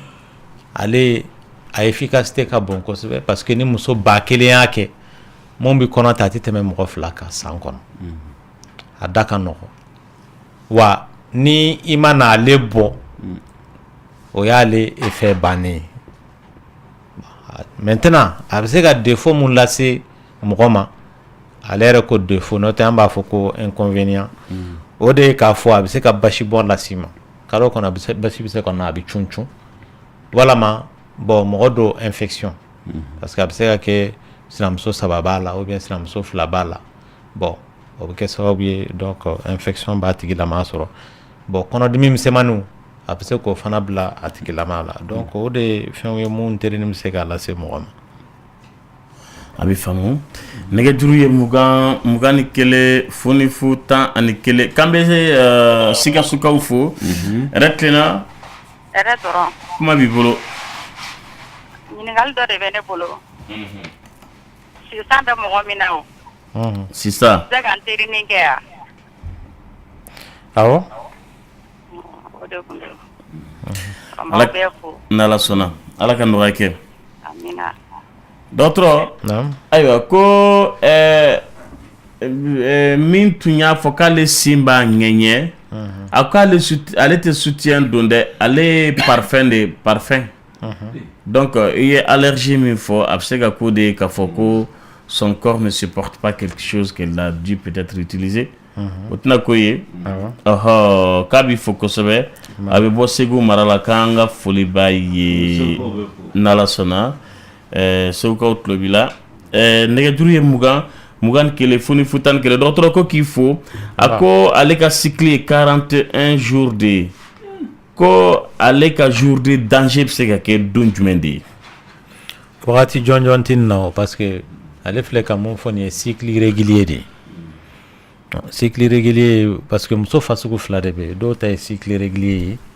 kalo o kalo a bɛna wagati kelen na dɔw ta tɛna wagati kelen na nin bɛ cycle cɛla minnu tɛna wagati kelen na voilà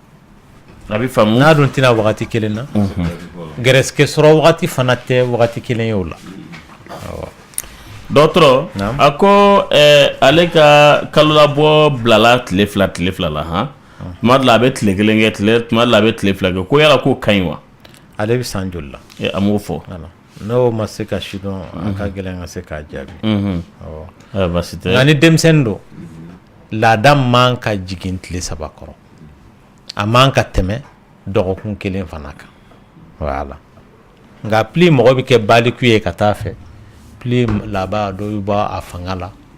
wa n'i bɛ ka kɛ baliku ye ka taa fɛ dɔ de bɛ ka fara laada fana kan o de man ɲi o kɔrɔ ye fɛn wɛrɛ bɛ yen mun bɛ ka basi bɔn las'i ma i n'a fɔ fibrome n'a ɲɔgɔnnaw k'an bɛ Elage Kekere fo han a bɛ Lafiyabugu sangaso la yen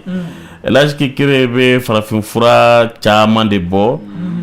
a bɛ koko a b'o furakɛ a bɛ estomac furakɛ a bɛ bana caman furakɛ Elage Kekere a filɛ nin ye Lafiyabugu sangaso la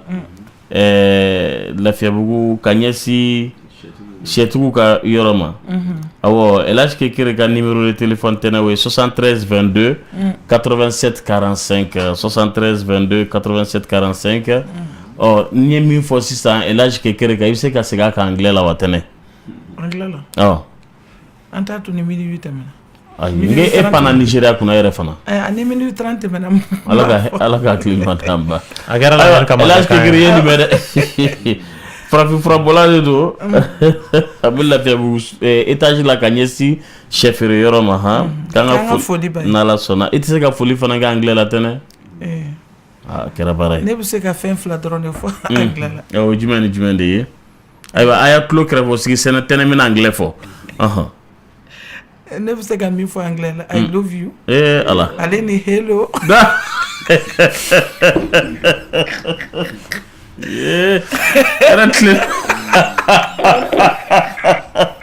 Allô? Ah,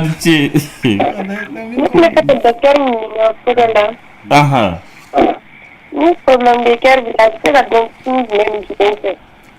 docteur ni problème de cœur bi la a bɛ se ka k'a bɛ se ka dɔn taamasiyɛn jumɛnw fɛ docteur problème de cœur min wo a bɛ ka caya dɔɔnin sa Bamakɔ dɛ mun de bɛ ka kɛ dusukasiw de don wa stress de bɛ ka kɛ wa mun de don fɛn damadɔ bɛ yen nɔ minnu bɛ na ni sɔnko problème a bɛ ka denmisɛnninnakaw de sɔrɔ 25 20 25 30 35 a b'olu de couche la kosɛbɛ ka taa sababu fɔlɔ o de ye k'a fɔ fɔlɔ fɛ ni dusukunbana bɛ maa mun na dɔgɔtɔrɔw tun tɛ yen minnu ka baara y'o ye k'a dɔn k'a fɔ dusukunbana de b'a la donc u bɛ tɛmɛ k'a sɔrɔ mɔgɔ m'a dɔn dusukunbana de kɛra sababu ye o c'est comme gynécologue fɔlɔ fɛ césarienne tɛ yen mɔgɔw minnu sara k'a sababu kɛ césarienne dan ye olu dɔnnen tɛ o parce que a dɔnbaa kun tɛ yen fɛn filanan mun b'a kɛ o de ye k'a fɔ an bɛ tile mun na bi an ka dumuni kɛtaw cayara an ka dumuni an ka fɛn a tɔgɔ di farikolo ɲɛnajɛ dɔgɔyara fɔlɔ fɛ monsieur Ngo ninnu tile la u kun bɛ baw ni sagaw ni faliw gɛn sen na tuguni i y'a faamuya ka taa foro la sen na ka segin sen na n'i mago bɛ fali la i b'a gɛn sen na n'i bɛ fɛ ka baganw don so kɔnɔ i b'u gɛn sen na donc kana lajɛ maakɔrɔba san 70 san 60 mais i bɛ taa sɔrɔ a bɛ boli mun kɛ bi bɛna denmisɛnnin tɛ se ka tilancɛ ta tilancɛ kɛ ne m'a f'i ye Lamini ko ne y'a ye 100 mètres mɔgɔ bɛ Jakarta ta ka taa tasuma ta ka na te wuli n'a ye o tigi bɛ sport kɛ yan maintenant donc sport dan yan ani dumuni duntaw n'o tɛ maliyɛn yɛrɛ tɛ mɔgɔ kumaba ye o Lamini dans le temps maliyɛn ye mɔgɔ ye mun dala kiɲɛnen don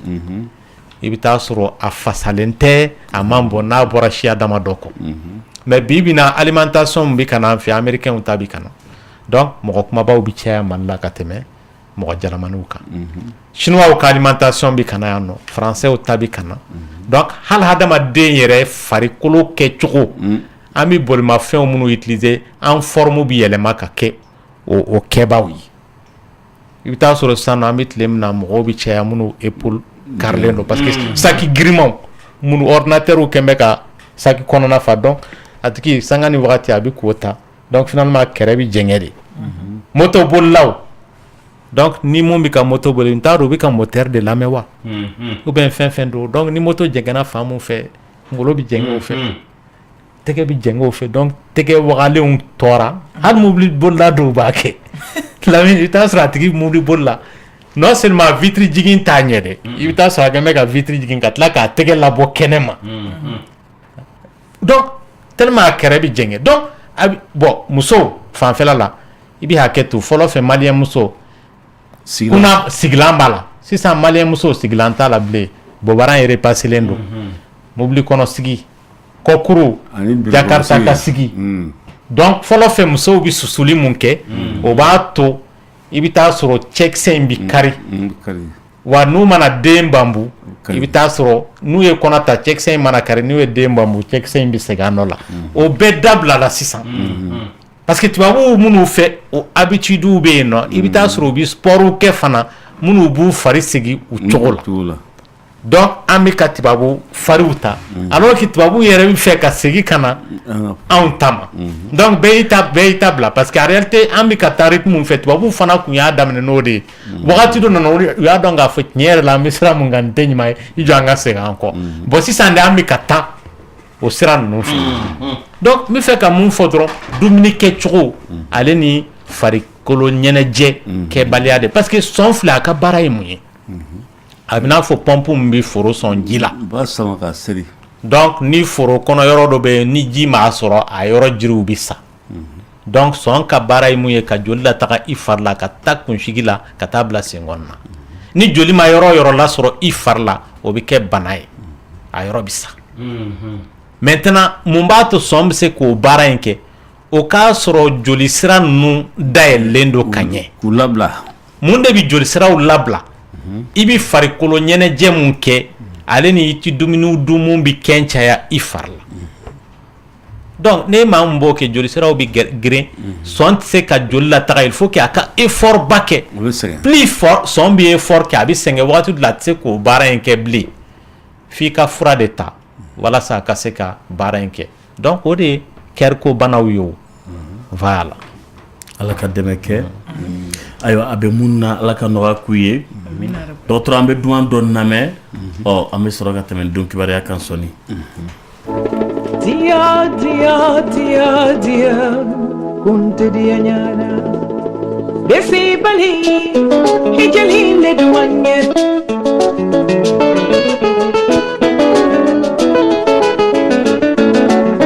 nani bali aja hijali le duanye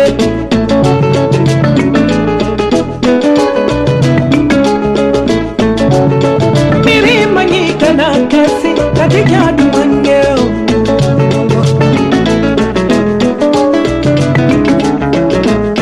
Delegate bambolo, delegate banyo ke banna hajakana. Usulan ke bambolo, usulan kasa dumate banna hajabano. Bongalire ke bambolo,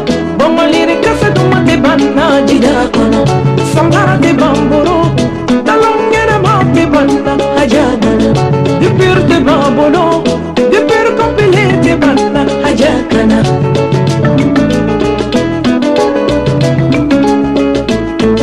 ne sompina ni le ni sanluru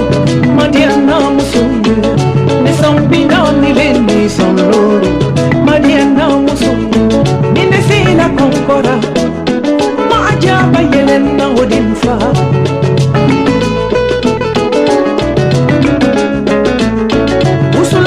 babara musulum kasa duma te banna ajabara bongolir te baboro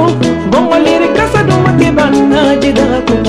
samba te babolo talonga na ma te banna ajabara alors ça va on ne fait pas la diagacha alors ça va on ne fait pas la diagacha solo mondial.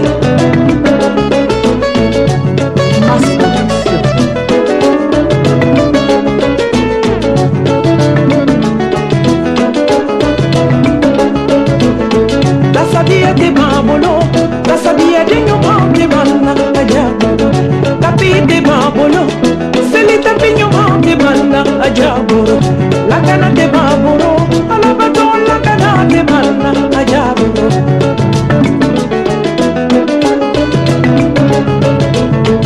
Ne sombina ni le ni samboro, mandiana musolo. Ne sombina ni le ni samboro, mandiana musolo. Ninasira kumbora na jaba yelenda olinfora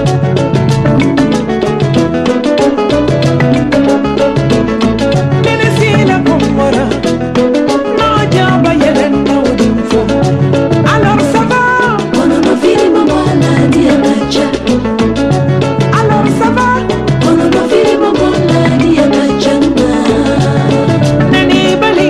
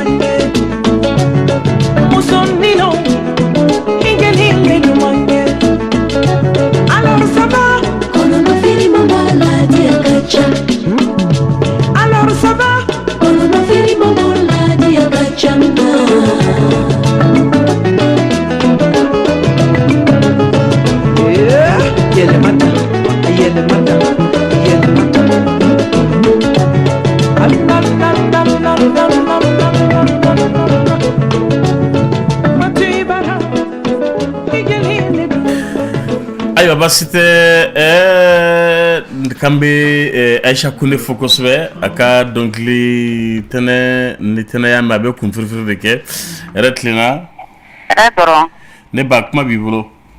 ne saka iningal do de ke ni sisa bila sa ni bito ka bantul ni fie yala se ka toro la se mo mawa bantul ni sinzan furade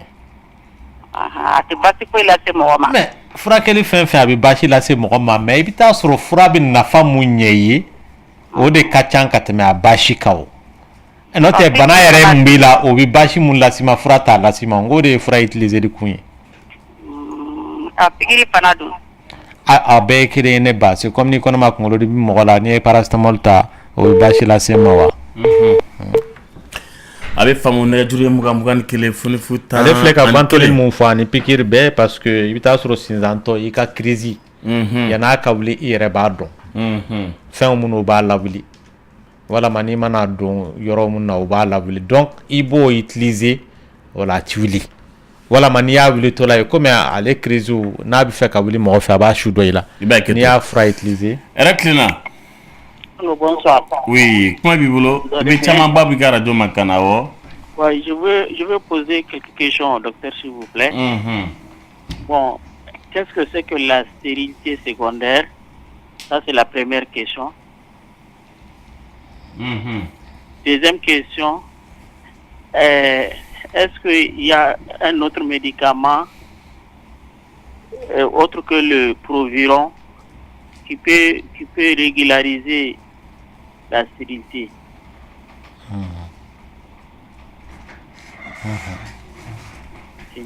C'est tout?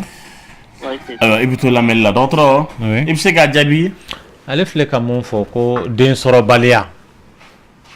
secondaire mun filɛ nin ye a la o kɔrɔ ye a tigi delila ka den sɔrɔ ka kɔrɔ nka den sɔrɔbaliya y'a sɔrɔ sisan o de ye stérilité secondaire ye an yɛrɛ t'o terme utiliser bilen an b'a fɔ infertilité parce que n'i ko stérilité c'est comme a tigi tɛ se ka den sɔrɔ bilen an b'a fɔ denko gɛlɛyara de fo ni mɔgɔ min tɛ se k'a sɔrɔ bilen Proviron furakɛli don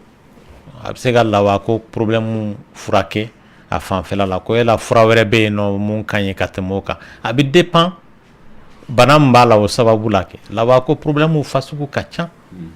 maintenant ni sɛgɛsɛgɛli de kɛra o senfɛ i bɛ se k'a fɔ nin fura in de bɛ se k'a furakɛ dɔw yɛrɛ bɛ yen bana min y'a sababu ye f'a tigi ka opérer ainsi de suite voilà. Ayiwa hakili la ale ta faamuna dɔgɔtɔrɔ ayiwa ko k'i fo kosɛbɛ han que les séquelles du paludisme après guérison peuvent-elles affecter sévèrement le cerveau? Enfin, quels sont les signes qui doivent amener à consulter en faveur du palud, surtout en cette période hivernale? Ale ko ni farigan gɛlɛn y'i minɛ n'o ye sumaya ye a bɛ se ka tɔɔrɔ dɔw lase fiɲɛ dɔw bila i la wa o tɛ sumaya dɔrɔn ye koyi mɔgɔ o mɔgɔ ni farigan y'i sɔrɔ farigan man d'anw ye hali dɔɔni ni fari kaliyara ka se niveau dɔ la a bɛ fiɲɛ bila kunkolo la parce que kunkolo sɛmɛ fɛn dɔw bɛ yen ala ye maa da n'a ye. dɔgɔtɔrɔ munna pali bana ni bana tɔw tɛ kelen ni pali bana y'i minɛ a b'i sɛgɛn dɛ i bɛ to ka kɛ mɔgɔ sugunin dɔ ye n'a juguyar'i ma i bɛ to ka kuma i yɛrɛ ma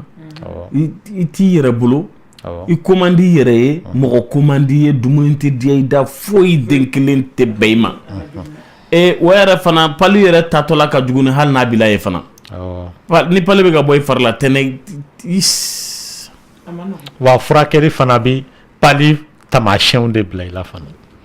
non parce que e b'o de dɔn parce que an bɛ pali jamana de la o de y'a to maliyɛn yɛrɛ b'a ka pali dɔn. Parce que a dɔw bɛ yen i bɛ taa sɔrɔ taamasiyɛn gɛlɛn tɛ koyi a tigi i b'a fiyɛ dɔrɔn n ti forme la wa i b'a sɔrɔ pali b'a la parce que pali bɛ mun kɛ mɔgɔ la a bɛ mɔgɔ minɛ cogo di i bɛ taa sɔrɔ e b'i si sangi kɔrɔ nka i bɛ taa heure kelen wala minute 30 mun sunɔgɔ télé kɔrɔ k'i to télé lajɛ la soso bɛ kini mun da i kan o yɔrɔnin na a ti jigin e hakilila la k'a fɔ nin tile damadɔw kɔfɛ o de bɛ yɛlɛma ka kɛ pali ye. Wa i bɛ taa sɔrɔ pali banakisɛ b'i la a kan bɛ ka fɛnw da i la nka a m'i bin fɔlɔ i bɛ tile i ma sunɔgɔ i sira i ma sunɔgɔ o sɛgɛn mun dar'i kan o b'a to bana bɛ wuli i fɛ bon mun y'a juguman yɔrɔ ye o ye denmisɛnninw de ye jango minnu tɛ kuma denmisɛnnin min b'a ka tulonkɛ la sɔgɔma o sɔgɔma i ɲɛ b'a la a bɛ deli ka munuma mun kɛ a t'o kɛ ka kɔrɔ n'a ko k'a bɛ yan ni dilan in sɔrɔ a b'i sɛgɛn lafiɲɛ bɔ fɔlɔ. O b'a sɔrɔ sumaya kɔgɔlen b'a la o de y'a to i m'a ye crise ka teli k'olu sɔrɔ bon ani muso minnu lajɔlen don parce que fanga bɛrɛ t'olu na n'o tɛ pali ka jugu bɛɛ ma jango maa mun n'o y'a sɔrɔ a tigilama tɛ pali ma yɔrɔ la ka kɔrɔ misali la e Lamine i taara tunga la Faransi e bɛna kalo kelen kɛ Mali la yan ka segin ni pali y'e sɔrɔ a ka jugu e de ma ka tɛmɛ ne kan. Ne mun bi soso mama yɔrɔ la mun b'o kɛ dɔgɔtɔrɔ non parce que i farikolo delen bɛ ka résistance nin dɔ créer pali in kunkɔrɔ parce que a b'a yɔrɔ la donc soso ye kin da minnu da i kan donc farikolo fana bi a yɛrɛ défend cogoyanin dɔ la o de y'a to a ka jugu mɔgɔ ma mɔgɔ mun soso tɛ deli k'a kin ka kɔrɔ ka tɛmɛ maa mun soso bɛ deli k'a kin ka kɔrɔ kan nka o kɔrɔ tɛ i k'i yɛrɛ di soso ma. Parce que kunbɛ cogo kelen min bɛ pali la bi na o de ye soso ka n'i kin wa i ka wuli joona n'i y'a dɔn i ti forme la don mun na ni kunkolo y'i dimi y'i minɛ fɛn fɔlɔ mun i b'a bila i kun na o de ye k'a fɔ est-ce que pali tɛ n na n'i fɔɔnɔna ni fɔnɔ nɛgɛ y'i minɛ ni kɔnɔdimi y'i minɛ ni kolotugudaw bɛ k'i dimi n'o y'a sɔrɔ i fari kaliyara donc fɛn fɔlɔ mun i b'a bila i kun na o de ye k'a fɔ a bɛ se ka kɛ bana fɔlɔ mun ye Mali la o de ye pali ye donc i ka wuli ka furakɛli kɛ joona kabini n'a ma taa farikolo fan dɔw la parce que ni banakisɛ in sera yɔrɔ dɔw ma a bɛ kɛ sababu ye ka kirikirimasiyɛn bila mɔgɔ la e bɛ k'a fɔ ma ko mɔgɔw bɛ kuma u yɛrɛ ma u bɛ crise kɛ parce que a sera kunkolo sɛmɛ yɔrɔ dɔw ma n'o yɔrɔ dun tiɲɛna hali n'o y'a sɔrɔ a tigi kɛnɛyara ka bɔ pali la a bɛ se ka kɛ fiɲɛ ye a tigi lama ma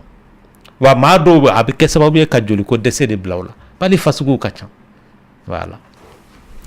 Ala ka nɔgɔya kɛ n'o tɛ pali ma nɔgɔn dɛ Ala ka nɔgɔya kɛ Ala ka bɛɛ kisi a ma han ne ko dɔgɔtɔrɔ Kinimax min tun bɛ kɛ la mɔgɔw la fɔlɔ pali ko in fɛ o dabilala de hali bi o bɛ yen nka Kinimax ma nɔgɔn dɛ hali bi o bɛ yen parce que Kinimax i b'a dɔn ni ko nɛgɛ de bɛ a tɔgɔ ye ni i bɛ nɛgɛ tigɛ ni yɔrɔ min fanda tɛ yan nɛgɛ tigɛ yɔrɔ ye fanda ye nɛgɛ tigɛ yɔrɔ ye fanda ye donc nɛgɛ de bɛ nɛgɛ tigɛ donc i bɛ taa sɔrɔ banakisɛ in fana fura mun b'a kɛlɛ fura giriman don n'o ye kinin ye donc pour que k'a gɛn ka bɔ i fari la o kinin nin fana bi tɔɔrɔ mun lase mɔgɔ ma i bɛ taa sɔrɔ a tamasiyɛnw ni pali tamasiyɛn i t'u dɔn ka bɔ ɲɔgɔn na kuma dɔ bɛɛ i bɛ taa sɔrɔ e ka pali kunkolodimi t'i la a ma farigan bila i la seulement i ti forme la a yɛrɛ k'a fɔ pali b'i la furakɛli daminɛnen de o wagati de la i fari bɛ faga i kan t'a sɔrɔ i bɛ wɔsi kuma dɔ la dumuni ko nɛgɛ bɛ bɔ i la i tɛ se ka dumuni kɛ hali ji i tɛ se k'a min i da bɛ kunnaya kunkolodimi bɛ se k'i minɛ walama ɲɛnɛmini parce que fura in de fanga ka bon pour que a ka se ka bana in kɛlɛ mais n'i y'a ye fura in kiri la sérum fɔlɔ misali la o kiri la yanni filanan ka k'i yɛrɛ b'a ye fo n'i kun tɛ ka dumuni kɛ ka kɔrɔ i ka dumuni kɛ bɛ ka bonya ka taa fɛ sisan o kɔrɔ ye bana bɛ k'i bila dɔɔnin parce que fura in de b'i bila dumuni kɛ la sisan o kɔrɔ ye bana in bɛ ka taa mais maa dɔw bɛ yen i bɛ taa sɔrɔ bana ma taa ka ban furakɛli yɛrɛ danna sira la u y'u ka baaraw daminɛ tuguni donc o la a bɛ se k'u bin tuguni pali dun bɛ se ka mɔgɔ minɛ wagati bɛɛ k'a fɔ n bɔra a la nin kalo in na kalo wɛrɛ a tɛ minɛ o fɛn tɛ dɛ n'i furakɛra a la bi soso y'i kin sini pali bɛ tila k'i minɛ sini kɛnɛ voilà. Ala ka nɔgɔya kɛ n'o tɛ Kinimax ma nɔgɔn dɛ dɔgɔtɔrɔ mɔgɔ caman sen tiɲɛna Kinimax nɔfɛ dɛ o ye fɔlɔ tile ye sisan a ka gɛlɛn mɔgɔ ka tiɲɛ sen ka tiɲɛ a kama parce que Kinimax kɛcogo sisan nɔ a pikirikɛla o tuma bɛ o bɛ mɔgɔ sen fasa de viser ka biɲɛ turu o la k'o ji farimanbaw la ta o bɛ tɛnɛ n'i wulila k'i jɔ mɔgɔ dama min mɔgɔ minnu ye Kinimax kɛ k'u ɲininka bani tɛnɛ ni Kinimax kɛr'i la mɔgɔ 10 na mɔgɔ 7 bɛɛ baliyara ka bɔ ka bin n'u wulila k'u jɔ a laban u ɲinɛ yɛrɛ bana yɛrɛ kɔ ka jɔrɔ ni sen fasa ye munna dɔgɔtɔrɔw tun bɛ pikiri kɛ mɔgɔ fasa kan mɔgɔ caman sen tiɲɛna a la dɛ non bon vous savez Lamine dɔgɔtɔrɔya ko ka ca kojugu min mun f'i ye chaque fois évolution mana na i bɛ taa sɔrɔ kɛcogo dɔ bɛ aw kun b'a kɛ ka kɔrɔ aw b'o bila aw b'a sɔrɔ dɔ bɛ yen mun ka ɲi ka tɛmɛ o kan i y'a faamuya parce que fasaw bɛ tɛmɛ hadamaden siraw fɛ dɔgɔtɔrɔw b'a dɔn mun i bɛ taa sɔrɔ i bɛ fɛn dɔw kɛ mun pour que i k'o éviter o fana bɛ évoluer de c'est comme sisan césarienne fɔlɔ fɛ tɛnɛ ninnu tile la césarienne i b'a kɛ i bɛ barakɔrɔla in ta k'a daminɛ bara la ka jigin ka a tigi tɛ se ka taa plage la o ka mun bikini don tɛnɛ tile ma o nka bi bi na i b'a kɛ yɔrɔ mun na a nɔ t'i ye yɛrɛ donc fɛnw bɛ évoluer i bɛ taa sɔrɔ fɔlɔ fɛ mɔgɔ kan ka opérer bana dɔ kama bi an bɛ furakisɛ d'i ma a b'a bana in yelen k'a sɔrɔ dɔgɔtɔrɔya bɛ évoluer de o voilà et puis formation kunda i bɛ taa sɔrɔ sisan nɔ fɔlɔ fɛ mɔgɔw minnu ye dɔgɔtɔrɔya ko ninnu kalan u y'a kɛ u balikulama donc formation accélérée de kɛra Mali la indépendance tali domaine bɛɛ la école karamɔgɔ formation accélérée soldasiya formation accélérée parce que tout de suite mɔgɔw kun bɛ yen minnu ye école karamɔgɔw ye i bɛ taa sɔrɔ u ye baara fasugu 4 kɛ donc école karamɔgɔ don soldasi don fɛn wɛrɛw don ainsi de suite formation accélérée kun bɛ yen donc hali ni mɔgɔ mun ka niveau ma se mun ye o bɛ ta ka bila o la parce que mɔgɔ bon sisan nɔ plus formation bi ka kɛ mɔgɔw kun jama bɛ mɔgɔw bi ka ka spécialisé mɔgɔw bɛ ka ɲɛbɔ a baaraw fɛ voilà donc N'o tɛ a baara fɔlɔ- ɲɛ bi ka misɛnya ka taa fɛ e m'a ye fɔlɔ fɛ dɔgɔtɔrɔ journaliste dɔrɔn de kun bɛ Mali la sisan nɔ spécialiste de bɛ yen nɔ n'o tɛ fɔlɔ fɛ journaliste tout de suite e de b'a bɛɛ furakɛ donc k'a ta kunsigi la fo sɛngɔni bana fɛn fɛn b'a tigi la mais hali sisan burusu kɔnɔ o de don o tɛ se ka taa burusu kɔnɔna la e bɛ taa exercer ka ne to burusu kɔnɔ la min i bɛ taa sɔrɔ mais mɔgɔ dɔ bɛ na o bɛ jigin ne tɛ se ka jiginni kɛ problème don car dɔ bɛ se ka accident kɛ sisan mɔgɔ 70 bɛɛ bɛ jogin dɔw sen bɛ kari dɔw nugu bɛ bɔ kɛnɛma journaliste kɔrɔ de ko i bi o bɛɛ de ta en charge parce que n'i ko k'i b'a tigi bila ka taa yɔrɔ la yan n'a ka se Bamakɔ hali n'a tigi bɛ na Bamakɔ kɔnɔ o k'a sɔrɔ i bɛ se ka kɔnɔ kɔni datugu a n'a nugu ka se Bamakɔ ainsi de suite donc journaliste in ye ko daminɛ de ye après k'a n'a nugu ka se Bamakɔ dɔgɔtɔrɔ an ka tɛmɛ e bɛ ka mɔgɔw nugu bɔ nin tɛ non pour te dire que plus an bɛ ka taa ɲɛ plus dɔnni sira fɛ i bɛ taa sɔrɔ ko dɔw kun bɛ yen nɔ mun bɛ kɛ i bɛ taa sɔrɔ n'an taara ɲɛfɛ o tɛ kɛ bilen kirinaw kun bɛ ten sisan nɔ kirina min bɛ kɛ kabini fɔlɔ fɛ i bɛ mɔgɔ lasunɔgɔ sisan diyagoya tɛ mɔgɔ dɔw ka lasunɔgɔ i b'i ka opération kɛ i n'a tigi bɛ baro la ainsi de suite voilà. lɔnni de jirira ala ka nɔgɔya kɛ n'o tɛ mɔgɔ caman kɔni sen gɔlɔnna bɛɛ fɛnkɛ kinimakisi fɛ ne pali minɛ e yɛrɛ tɛ jɔrɔ ni pali ye dɛ i bɛ jɔrɔ ni kinimakisi pikiri min bɛna kɛ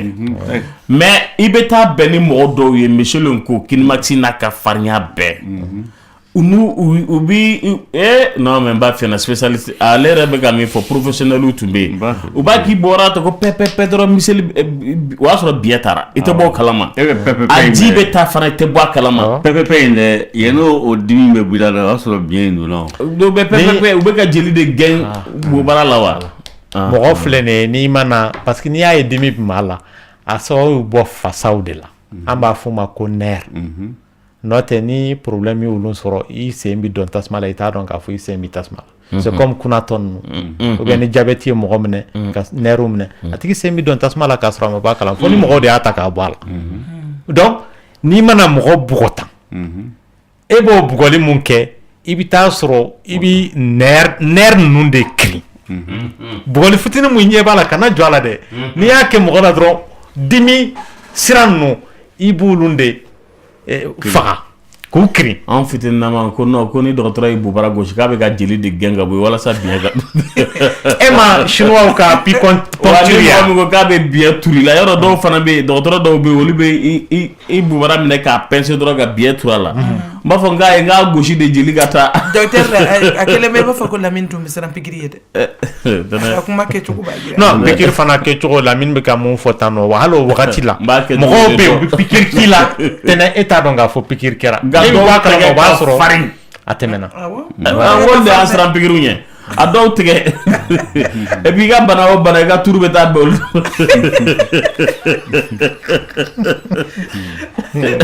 ala ka hɛrɛ k'a ye hali kundigi la sisan nɔ aw t'a fɔ tɛnɛ karisa sen tɛgɛ ka farin karisa tɛgɛ ma farin donc o ye domaine bɛɛ de ye o denmisɛnninw jɔra na ko ka taa pikiri kɛ yɔrɔ aw jɔlen bɛ sa fɔ bɛ to ka jɔ yɔrɔ aw kunkolo bɛ bila bila ɲɔgɔn ɲɛ ma bɛɛ bɛ k'a ɲini k'a dɔn sa mun de bɛ ka kɛ sɔrɔ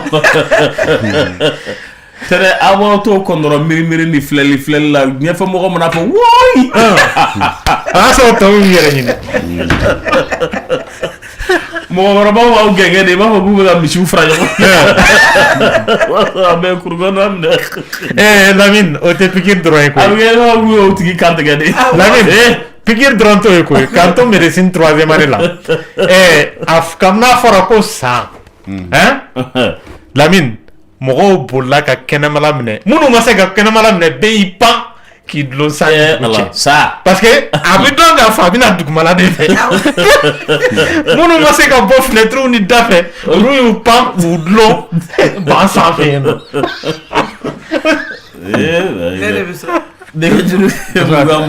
Banuku yɛrɛ ka siranya ka ca ka tɛmɛ denmisɛnninw ta kan ayi hali n'a tɛ taama la a b'i lajɛ de fɔlɔ i ka hakilina ye min ye ka na ale fan fɛ n'Ala sɔnna hɛrɛ tilenna allo Ansu kuma b'i bolo ne mago bɛ docteur la a tulo b'i la oui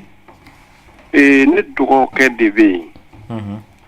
an ye fura sugu bɛɛ kɛ a la bin bana la. Mun bana la? Bin bana de b'a la quoi. Kirikirimasiyɛn. Kirikirimasiyɛn awɔ. Bon an ma se ka ɲɛ jɔnjɔn fosi sɔrɔ a la. An nana n'a ye dɔgɔtɔrɔso la Lafiyabugu. Bon olu ye u ka traitement fana kɛ ka dɛsɛ. Hali bi bana in b'a la. Bon a bɛ ɲini ka a hakili tiɲɛ dɔɔnin quoi. Parce que a joué kan a tun bɛ école la. A joué ka fan taara n'a ye so. Village là quoi. Ah, il est en éponge psychiatrie là. Parce que comme on sait que ce sont c'est que à la fin moi. Oui, avec asma quoi. Parce que voilà. Agno de fango. Comme une congé tombe là. 2003-2004. Bon, une congé tombe là, mais essentiel de faire goudronda là. Bon, il va recevoir que tu as oron. Bon, autant qu'on a la aya mina quoi. Voilà, bon, on t'a donné sur au défini bakewa. Oui, hal no ya ke so bismaya bla mola, mais hal ni smaya kenera. No asra efnye mun blela. O fnye intse ka frake smaya frake tablo la bleu. Abina fo sanoni menaji toy de bamana kana. Kan va sabana. Aye, toyre balo monsieur Dengo. Menaji te ba don la mine. Fargan gelen do mu abi même ménage ti ma don Conflantu ay conflantu e choléra ayo voilà voilà kanja bana ne kuma me kanja bana na mana mo mine si sabi fargan gelen mum blayla ki kanja hanno asro docteur yu kanja bana frake no asro ayatigi nyefie ou bien atigi tsika kuma ble ya don kanja bana frakel to se ko nya bleu maintenant nyamana blala iba ok mo munu bi ngulula bana frake akata otigu yorola c'est comme kuna ni kuna e mo mina ita sura bi bouton de ki farla yoro shiti tike ni fraxe da tigi matigi bi kenya senti tike mais tege ni semu tige len ka ba hal ni kuna frake est-ce que ebse ga tege falemble ebse ga sen falemble voilà bi tindi parce que ni ay o mo soro smaya ta fanfela la dribita soro ay fnye de bla atigila bon maintenant fnye bana obi frake rona ne bi ko de nyefie ngo psychiatrie ponge ibitana yeno de d'accord honnêtement voilà merci la kan no rake ne jure mugan kele funi fu tan an kele kambe kayka fu ko sobe retlina allô oui comment bi bolo ngo Sini nye yelamane do ka ke zoni nye do ma se ka to femino mon kera sini nye yelamane do ka ke sugunaji abo sugunaji nye te jema yo kokoro ya famia la men ma chama ba fu sugunaji ne re mai ka soro banatula parce que sugunaji rete jema ni ka ji min ta chayara de ji chayara farla bi ke jema note sugnete jema yi nerete abulun chaman chedla o minye nerede nere nguma ni nerede do ibita docteur so la sege de kake docteur ere bi sugne la je folo parce qu'il ba ke ver do kona ka jira la ka fo couleur normale do bien bashit parce que sugne flene ibita soro fare de bi ko donc o de bi ke sugne bi bo joli de la parce que joli bi ta kokuru yoro la abi sugne chene ala donc a couleur bi se ka ke couleur chama wi abi dépend fin montara farikolo la ni fura uta o fura bi se ka ke a couleur changer ibi dumni fasugo do du ou be bi jimi ta fasugo do mi o bi ke so bi ka couleur changer maintenant ni tara docteur sur la docteur ba fi ka sugne ke ni sugne ka ere de ba nya apprécier ni nere do pas parce que nere ko mo bi sra muyi o ye hépatite D no ye sayi ou bien sayi nere mo ndeta ale ti sugne ke nere etiu e bita soro pour que aka so niveau nyede bi ke nere fari yere bi se ka ke nere i fari bi chien donc bana ko ta no bi fin sugne bi doya donc abi kere dimi bli la no ye kini kere no ye ani kolo dimi wa ni fargo ina fu suma ya mun bla mo la voilà ani farfaga awo aywa d'autres ko qu'il faut que c'est on doit prendre Quinine sulfate 300 mg pendant la grossesse, pourquoi? Bon, allez fleka mon fo ismaya frakelli. Ni ismaya bi mola donc quinine wala obita o kama fraxerido. Donc quinine maximum ba fo o fasugo do da fraxelama. Mais folo fait ni yani ismaya ka mogomne amba fo ikani vakinta. O de kumye ni vakin ki se ba dogokun o dabla la sisano. Fro wara de o remplacer no ye sosoni mbaka. Parce que ma dobi on est kinin fana autour différence ou donc à bonyona sulfadoxine pyrimétamine qui c'est ça va donc docteur ba fier kalobara konobara kalo kononto ikan kata chien ça va faut la faire chien fladido konobara kalo nani ni kalo lon fla franchela iba ta chien ça va pour que qui kishi parce que muso kanoma akateringa pali sora ka juga ma fana ani konobema donc oda to docteur obo sebe voilà akila famuna aywa bataki de kachako so docteur kinin ta fora kinin ta nyado noa kerola ko ki foko sebe ka amuso ya ka kalola boy le 11 juillet puis le 17 août ko qu'est-ce que cela veut dire? Aya kalola boy wakati mais 11 juillet le 17 août ah mais ba abseka ke bashiteo hein avec kalola bot na wakati kelena mais au sababu il faut que akata d'autres là événement mende kera pour que kono kalola boka bla retard la ko chamam se ko kewo kalola ba kanga na wakati minani hamiati gisoro atna naw donc il faut que aka sege docteur ko kika kuma registre négatif des femmes kika kuma ka chien wara ha ko o mako bo odila ko sebe aba nitigi ko ale muso e kale be sambi sabala ko dem fla bale bulu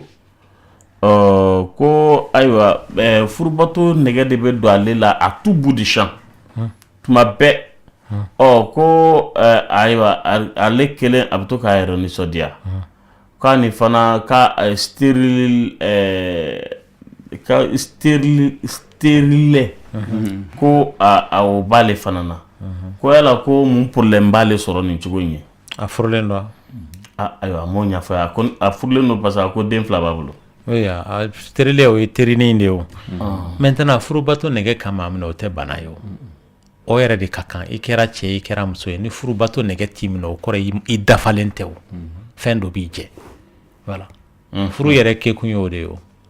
Voilà. Au contraire, moko munu nege timine, o de banayo. Note ni farlaji be dafalendo, nege bimine. Voilà. Docteur, comme on a kou ite moko ka téléphone ta. Ko fana e bana do ewa mais docteur bi barala itna se ka be ka appel taw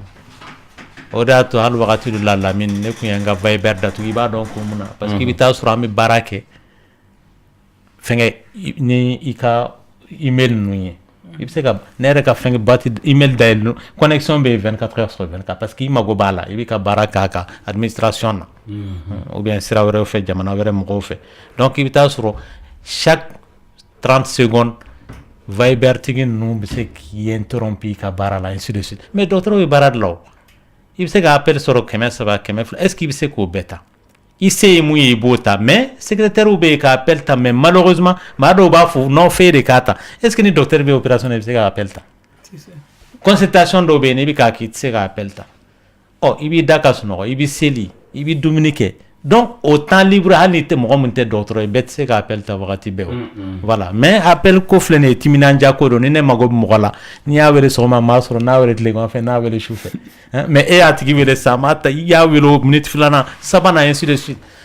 ça ne va pas ça veut dire qu'à occuper l'endo non ni à occuper l'ente ni ko wera do atigi ba ka téléphone datugo de ni mo mon ti soro o tigi ba ka téléphone datugo kudaidi ou bien ni ya wele wakati wo wakati tina se ka la soro voilà abi famu ne jure mugan kele foni futan kele voix du cœur de radio Clé du Cœur Cléna.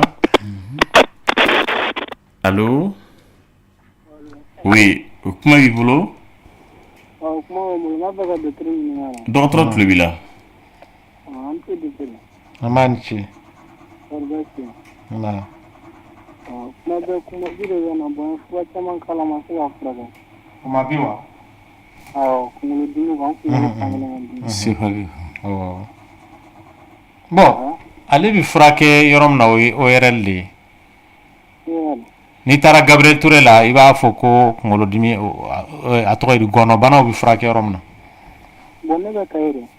hali n'i bɛ Kayi i bɛ taa dɔn hôpital ba la i bɛ ɲininkali kɛ ni mɔgɔ bɛ yen nɔ i y'a faamuya wa hôpital ba voilà maintenant kuma bi filɛ nin ye hali ni y'a furakɛ ale furakɛli goya ye mun ye an bɛ to k'a tana de kɛ n'o ye jisumafɛnw ye parce que n'i b'o la hali ni y'a furakɛ mɔgɔ min bɛ ventilo kɔrɔ wagati bɛɛ ou bien clim kɔrɔ ou bien jisuma min ni glace min ninnu o de ka teli k'a wuli mɔgɔ la et puis n'i y'i ko i kan k'i fari ja joona jango kunkolo si sinon a bɛ wuli i fɛ ka to fiɲɛ la k'a sɔrɔ i ɲiginnen don voilà o de y'a tana ye oui kuma dɔ la hali mɔgɔ bɛ opérer siɲɛ 2 yɛrɛ a kama parce que chaque fois kuma dɔ la a bɛ se ka kɛ fo nɛn yɛrɛ bɛ wuli a tigi yɔrɔ in na kunkolo a tɔgɔ ye di ɲɛda yan fan in na u bɛ obligé ka opérer mais a tana ye mun ye tant qu'il m'o bila bana bɛ tila ka segin ka na voilà a bɛ n'a fɔ n'a fɔra i ma ko furudimi sisan e b'a dɔn ni ne mana zamɛ tuluma dun sisan a bɛ n minɛ i bɛ se ka san kɛ i m'o dɔn a m'i minɛ mais don dɔ la i bɛ taa kɔɲɔ la i b'i tugu k'o zamɛ fasugu dɔ a bɛ tila k'i minɛ tugun voilà il tɛ weleli la ala ka nɔgɔya k'i ye dɔgɔtɔrɔ an ko vessie de parois épaissis et de contenu trouble avec des fins échos en suspension aspect de cystite. Cela veut dire quoi? Bon, ale filɛ ka mun fɔ o bi ka mun kɔ fɔ o de ye k'a fɔ ka tila ka ɲininkali filanan kɛra min ko aspect de cystite peut provoquer peut empêcher de tomber enceinte wa ayi a filɛ ka mun fɔ a bɛ se ka kɛ bon écho kɔni ye farafansiya mun ye o de a bɛ se ka kɛ infection de bi a tigi sugunɛ bara yɔrɔ la mais sɛgɛsɛgɛli wɛrɛw de bɛ kɛ sugunɛji yɛrɛ la k'a sɛbɛntiya k'a fɔ infection bɛ yen walama infection tɛ yen nɔ voilà bon o ni den ko ti ɲɔgɔn ɲɛ sira la o ka teli ka ni kɔnɔbara b'i la a ka teli ka na n'a tiɲɛni de ye mais a man teli k'i bali ka kɔnɔ ta a bɛ faamu ayiwa ko k'i ɲininka ko j'aimerais savoir si le manque de hématie ou de leucocytes peut poser un problème dans l'organisme. O tɛ diyagoya ye o ale filɛ ka mun fɔ hématie bi bɛɛ la n'o ye parce que joli kɔnɔ san jolikisɛw bɛ yen minnu ye banakisɛ kɛlɛlaw ye n'i y'olu cayalen ye mɔgɔ fari la n'o ye leucocyte a man ka tɛmɛ hakɛ dɔ kan n'u tɛmɛna hakɛ dɔ kan dɔrɔn o kɔrɔ ye ko kɛlɛ de bɛ ka kɛ i farikolo yɔrɔ dɔ la c'est comme tout de suite ni i y'a ye jamana frontière la sɔrɔdasiw cayaren wagati dɔ la ka tɛmɛ wagati dɔ o kɔrɔ ye ko dɔ bɛ sen na donc olu b'o de ko fɔ hématie o ye globule rouge o ye joli yɛrɛ i bɛ taa sɔrɔ n'olu fanga dɔgɔyara o kɔrɔ ye ko joliko dɛsɛ b'i la bon o fanga dɔgɔyalen banaw bɛ yen i n'a fɔ sumaya i n'a fɔ koloci banaw minnu bɛ joliko dɛsɛ las'i ma o b'a to o fanga bɛ dɔgɔya voilà. Dɔgɔtɔrɔ ayiwa ko l'alcoolisme chronique peut-il provoquer une impuissance sexuelle wa? o ye diyagoya ye. Quelles sont les autres complications? Furubato sira fɛ o yɛrɛ de ye a inconvénient ye voilà ko yala ni mɔgɔ min bi a tɔgɔ ye di alcool min wagati jan dulɔ min na yalama a bɛ kɛ sababu ye ka kurusi jala bana bila i la wa kosɛbɛ bon o yɔrɔnin na an bɛ mun fɔ i bɛ taa sɔrɔ a daminɛ la a tigi yɛrɛ fɛ n bɛ ka alcool min o bɛ ka n ka furubato diyan na wagati dɔ bɛ na se a b'a goya a tigi la c'est comme mɔgɔ mun ka baara ye bɔrɛ ta ye n'i bɛ ka bɔrɛ ta sisan 100 kilo bɔrɛw i bɛ taa sɔrɔ kalo fɔlɔ filanan sabanan i bɛ kɔgɔ f'i yɛrɛ bɛ sɔn i yɛrɛ ye i tɔgɔ bɛ waga i taamatɔla bi i tɛgɛw ma bɔ i yɛrɛ la a to ye san ka dafa lamini ni ala sɔnna i b'a sɔrɔ a tigi san 2 san 3 wagati dɔ bɛ se hali n'i k'a ma k'a ka tasuma ta furunɔ la a tɛ se bilen parce que o b'a sɔrɔ a fari a tɔgɔ ye di a fasa ninnu bɛɛ tigɛra k'a bila i hakili t'a la accident dɔ delila ka kɛ camion dɔ a kɛra denmisɛnninlama an y'a mankutu dɛmɛ Medina kura de don ni ma fili mais ko camion kun bi kana a ye mɔgɔw minnu faga sira fɛ dɔw yɛrɛ kun bɛ yen nɔ i bɛ taa sɔrɔ u tilala bɔrɛ 10 ninnu dilan u dalen don yɛrɛ ɲɛ bi mobili natɔla la u dɛsɛlen don ka wuli u kelen ka dɛgɛ min fo mɔgɔw de bi ɲɛ u ma k'u ta ka bɔ camion sira kan dɔgɔtɔrɔ bɛ bi ta in bila yan n'ala ye ntɛnɛn wɛrɛ yira la n'ala sɔnna an bɛ ɲɔgɔnna sɔrɔ dɔgɔtɔrɔ ka numéro ye 79 28 55 47 79 28 55 47 an b'an balimaw bɛɛ lajɛlen fo ayiwa ni kuma bɔra n'a digira mɔgɔ min na o tigi ka hakɛ to